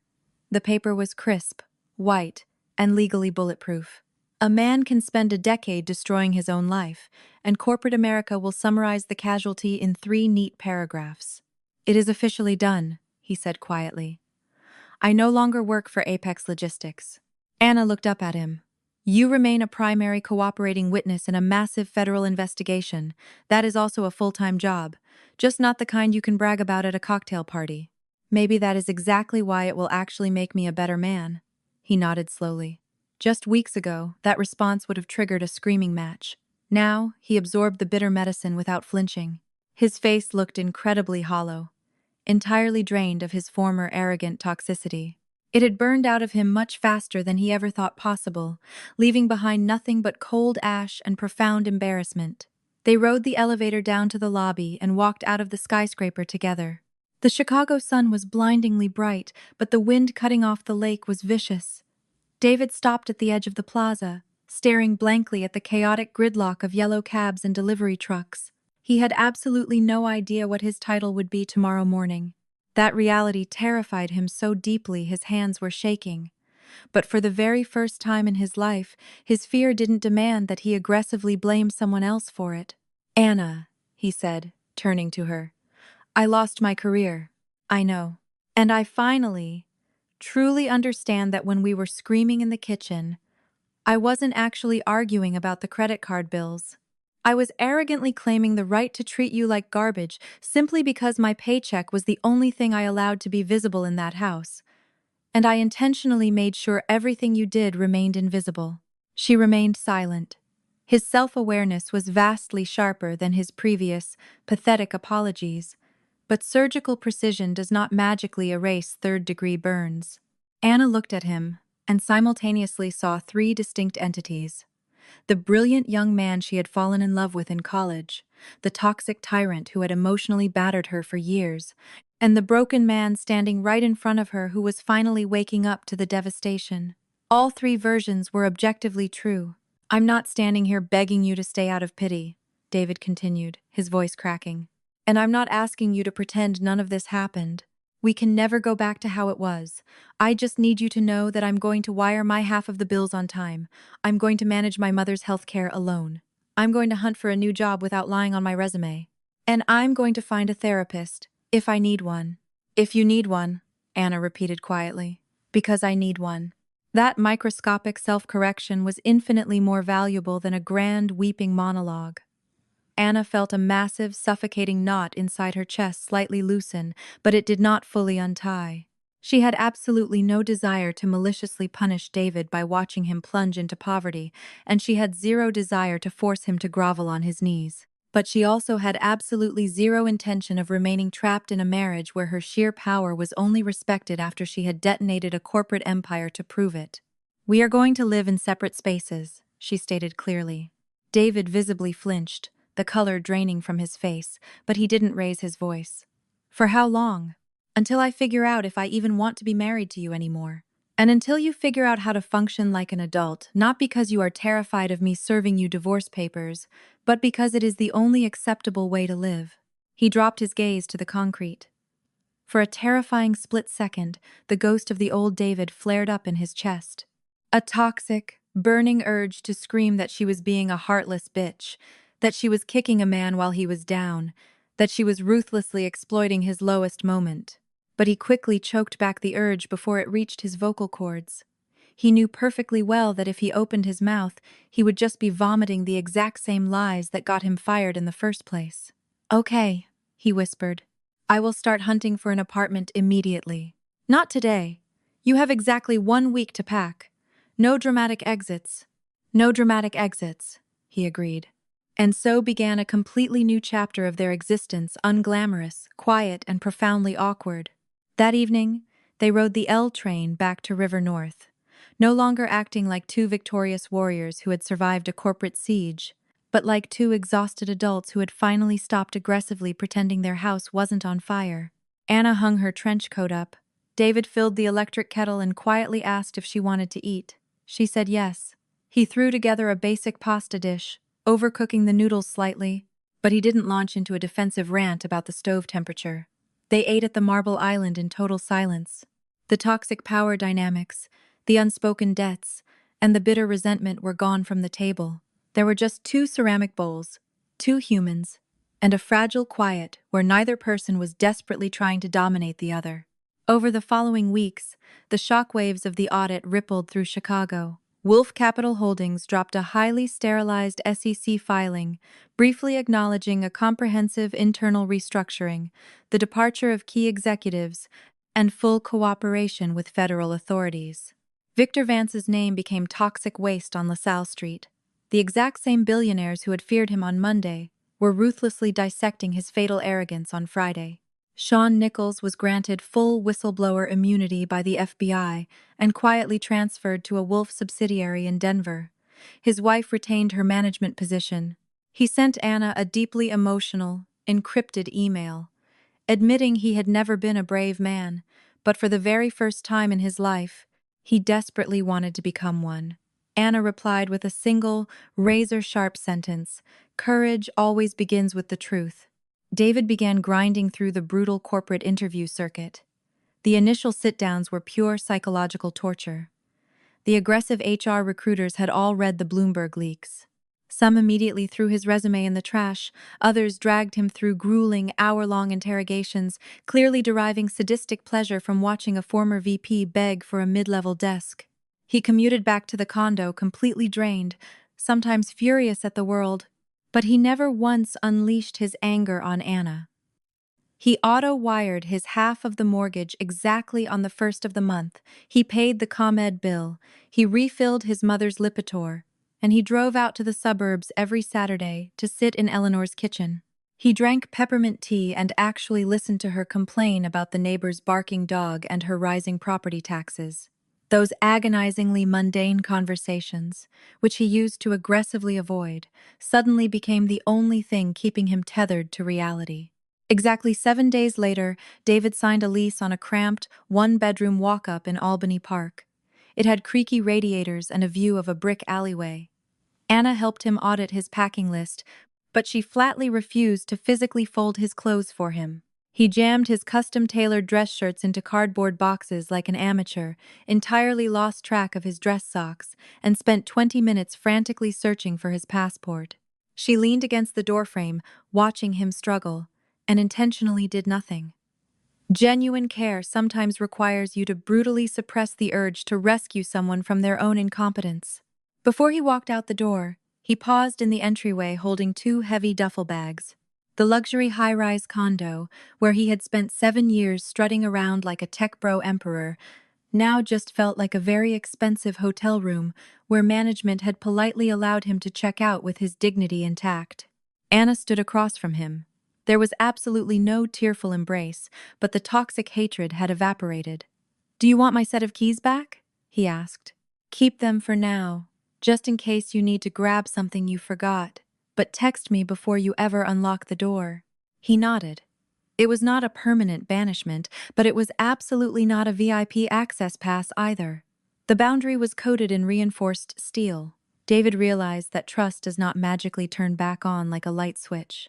Trust mutates into a highly complex system of deadbolts, security protocols, and fiercely negotiated boundaries. "Thank you," he said, his voice thick, "for not completely annihilating me in that boardroom." Anna slowly shook her head. "I didn't annihilate you, and I certainly didn't rescue you. You simply started taking ownership of your own survival. Do not ever try to hand that responsibility back to me." He walked out. The heavy door clicked shut with a soft, final thud. Anna stood alone in the sprawling foyer, staring blankly at the empty hardwood floor where his duffel bags had rested just seconds ago. The grief did not hit her like a violent explosion. It seeped into her bones like a bone-deep, paralyzing flu. Even the most mathematically correct, surgically precise decisions can rip your heart to shreds, especially when they force you to sever the exact thing your nervous system has spent a decade adapting to. 3 months evaporated. A blistering Chicago summer slammed into the city, bringing melting asphalt, suffocating humidity, and long golden evenings over the lake. The federal RICO investigation against Vance ground forward at a glacial, bureaucratic pace, but it never stopped. Several shell company CEOs flipped and signed plea deals. Millions in offshore accounts were frozen by the DOJ. Wolf Capital aggressively purged its compliance department. Anna's consulting firm was operating at maximum capacity. Her real name was still a ghost in the press, but behind closed doors, her retainer fee tripled. Desperate tech CEOs and panicked hedge funds begged for her services. She ruthlessly rejected any contract where the board merely wanted to hire a PR-friendly scapegoat. She only accepted jobs where the executives were actually willing to bleed to fix the rot. She cared absolutely nothing for corporate fame.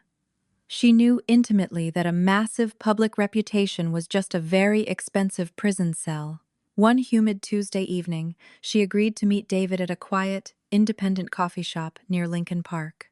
He arrived exactly 5 minutes early. He wasn't wearing an $8,000 Rolex, just a simple J.Crew button-down with the sleeves rolled up. He had successfully landed a job as a senior financial analyst at a mid-sized logistics firm out in the suburbs. It was a massive demotion in title and an even more brutal cut in salary. But it was an incredibly clean, transparent role where HR knew exactly what he was tied up in and didn't expect him to lie about it.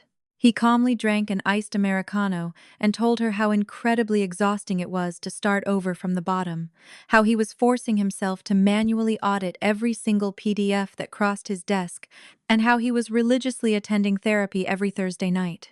He admitted, with a painful, self-deprecating laugh, that he was finally beginning to realize that 90% of his former personality was just a desperate, pathetic panic attack, that people would figure out he wasn't the smartest guy in the room. Anna listened quietly, tracing the condensation on her iced tea. "I have absolutely no idea if I'm ever going to evolve into a man that you could actually fall in love with again," he said softly, staring at the wooden table. But I know for a fact that I refuse to ever again be the kind of man you simply have to endure. That is a highly functional starting point, Anna replied. And as for us, she looked out the cafe window. Out on the sweltering sidewalk, kids were tearing past on neon scooters. An elderly couple was slowly navigating the crosswalk. A barista was dragging a trash bag to the alley. The universe did not magically become a utopian paradise just because two deeply traumatized adults were finally attempting to untangle their toxic history. But in the golden hour light, the city felt incredibly peaceful. For us, right now, there is only the objective truth, she said, and a massive amount of physical distance. Maybe, years from now, something entirely new will grow in that space. Maybe it won't. David accepted the absolute lack of a guarantee without a single flinch. His eyes carried a heavy, profound sadness, but there was zero manipulative bargaining in his posture.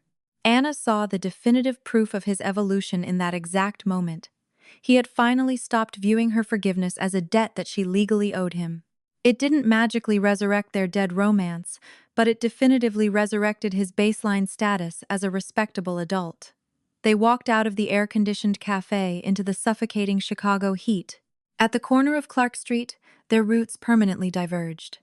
David turned toward the L station, and Anna turned toward her parked car. After a few steps, she paused and looked back over her shoulder. He was walking at a steady, measured pace. His head wasn't hung in performative shame, nor was his chest puffed out in arrogant delusion. He was no longer playing the billionaire conqueror, and he was no longer playing the pathetic victim. He was just a man, quietly carrying the heavy, inescapable weight of his own consequences. By late October, Anna finalized the sale of the massive River North condo and purchased a much smaller, brilliant loft in the West Loop, with massive industrial windows overlooking the Chicago River. The liquid assets from the sale were used to aggressively zero out all their joint debts, and the remainder was surgically split into separate accounts. The asset division was executed flawlessly, without a single petty legal skirmish over furniture or 401k percentages. David read every single page of the sprawling settlement contract down to the final addendum before signing his name in blue ink, and the sheer irony of that was not lost on either of them. Eleanor Sterling called Anna one Sunday afternoon just to explicitly state how incredibly proud she was of her. Anna, completely unaccustomed to genuine maternal warmth, had no idea how to respond, so she just quietly thanked the older woman. In the Sterling family, massive, life-altering truths had always been buried under decades of terrified silence. Now, even a brief, honest phone call felt like learning a completely foreign language, exhausting, terrifying, but absolutely critical for survival. Exactly 14 months later, the federal indictment against Victor Vance went to trial at the Dirksen Federal Courthouse. Anna was subpoenaed as a primary expert witness regarding the forensic financial reconstruction. Vance looked 10 years older, the stress carving deep, brutal canyons into his face, but his toxic, malignant pride remained fully intact. In the marble corridor outside the courtroom, he accidentally locked eyes with Anna, and he was the very first one to aggressively look away. For Anna, watching him flinch wasn't a victory. True victory was the simple, mathematical fact that nobody in Chicago was terrified of him anymore. After she was dismissed from the witness stand, David walked up to her on the sweeping concrete steps of the Federal Plaza. They no longer lived in the same zip code, but they occasionally met for coffee, communicating with the cautious, respectful tone of two veterans who had survived the exact same war. He looked older, deeply exhausted by the grueling legal prep, but he stood with a grounded, quiet stability that he had never possessed in his 20s. He was clutching a thick legal folder containing his final cooperating witness statements for the DOJ. "I signed the absolute final divorce decree this morning," he said quietly. "My lawyer is couriering it to the judge tomorrow." Anna nodded slowly. The decision had been incubating for over a year, devoid of any screaming matches or smashed plates. They had both slowly, painfully realized that sometimes mutual respect arrives vastly too late to salvage the romantic love, but it arrives exactly in time to prevent the separation from turning into a vindictive bloodbath. "Are you absolutely certain?" she asked. "Yes. I don't want to trap you in a holding pattern. I want to release you the right way." And I need to release myself, too. She felt a heavy, dark wave of mourning wash over her, but there was zero destruction inside that grief. Their story did not conclude with a cinematic, tear-soaked kiss in the rain or a magical return to the kitchen island. It concluded with the hard, undeniable fact that one human being had finally learned how to stop humiliating people, and the other human being had permanently stopped trying to prove her own worth to a man who was intentionally blind. Sometimes, a clean amputation is the only mathematically just finale. Anna extended her right hand. David grasped it firmly, shaking it with profound care, making absolutely zero pathetic attempts to pull her into a hug. For a fraction of a second, a ghost of their early, reckless college love hovered in the space between their hands, but it no longer violently demanded to be resurrected. They stood under the freezing, slate-gray Chicago sky, right outside the towering federal building where catastrophic human errors were formally stamped with binding legal verdicts. "Take care of yourself, David," she said. "You too, Anna." He turned and walked away first. Anna stood on the concrete steps, watching his charcoal overcoat slowly dissolve into the massive, surging crowd of downtown pedestrians. She thought about that rainy March evening, the cold beef stew, and the violently arrogant sentence that was intended to financially crush her, but had instead acted as the explosive detonator for her total liberation. A man who had arrogantly barked that he was tired of funding her lifestyle had subsequently lost his empire, his reputation, and his marriage, only to finally, agonizingly comprehend that a bank transfer is not a substitute for human decency. She had learned a massive lesson herself. True power is not possessing the nuclear codes to annihilate the person who betrayed you. True power is possessing the ironclad discipline to refuse to let their pathetic mistakes permanently infect your own soul. Justice is rarely cinematic. It is rarely satisfying. It almost never magically refunds the years you lost to the fraud, but it provides you with the ultimate, priceless luxury of staring at your own reflection in the bathroom mirror without a single ounce of shame. That evening, Anna unlocked the door to her quiet, minimalist loft in the West Loop. Resting on her sleek glass desk was a massive new encrypted hard drive, a highly classified, terrifyingly dangerous audit involving a Silicon Valley tech giant, billions in venture capital, and a CEO with a god complex.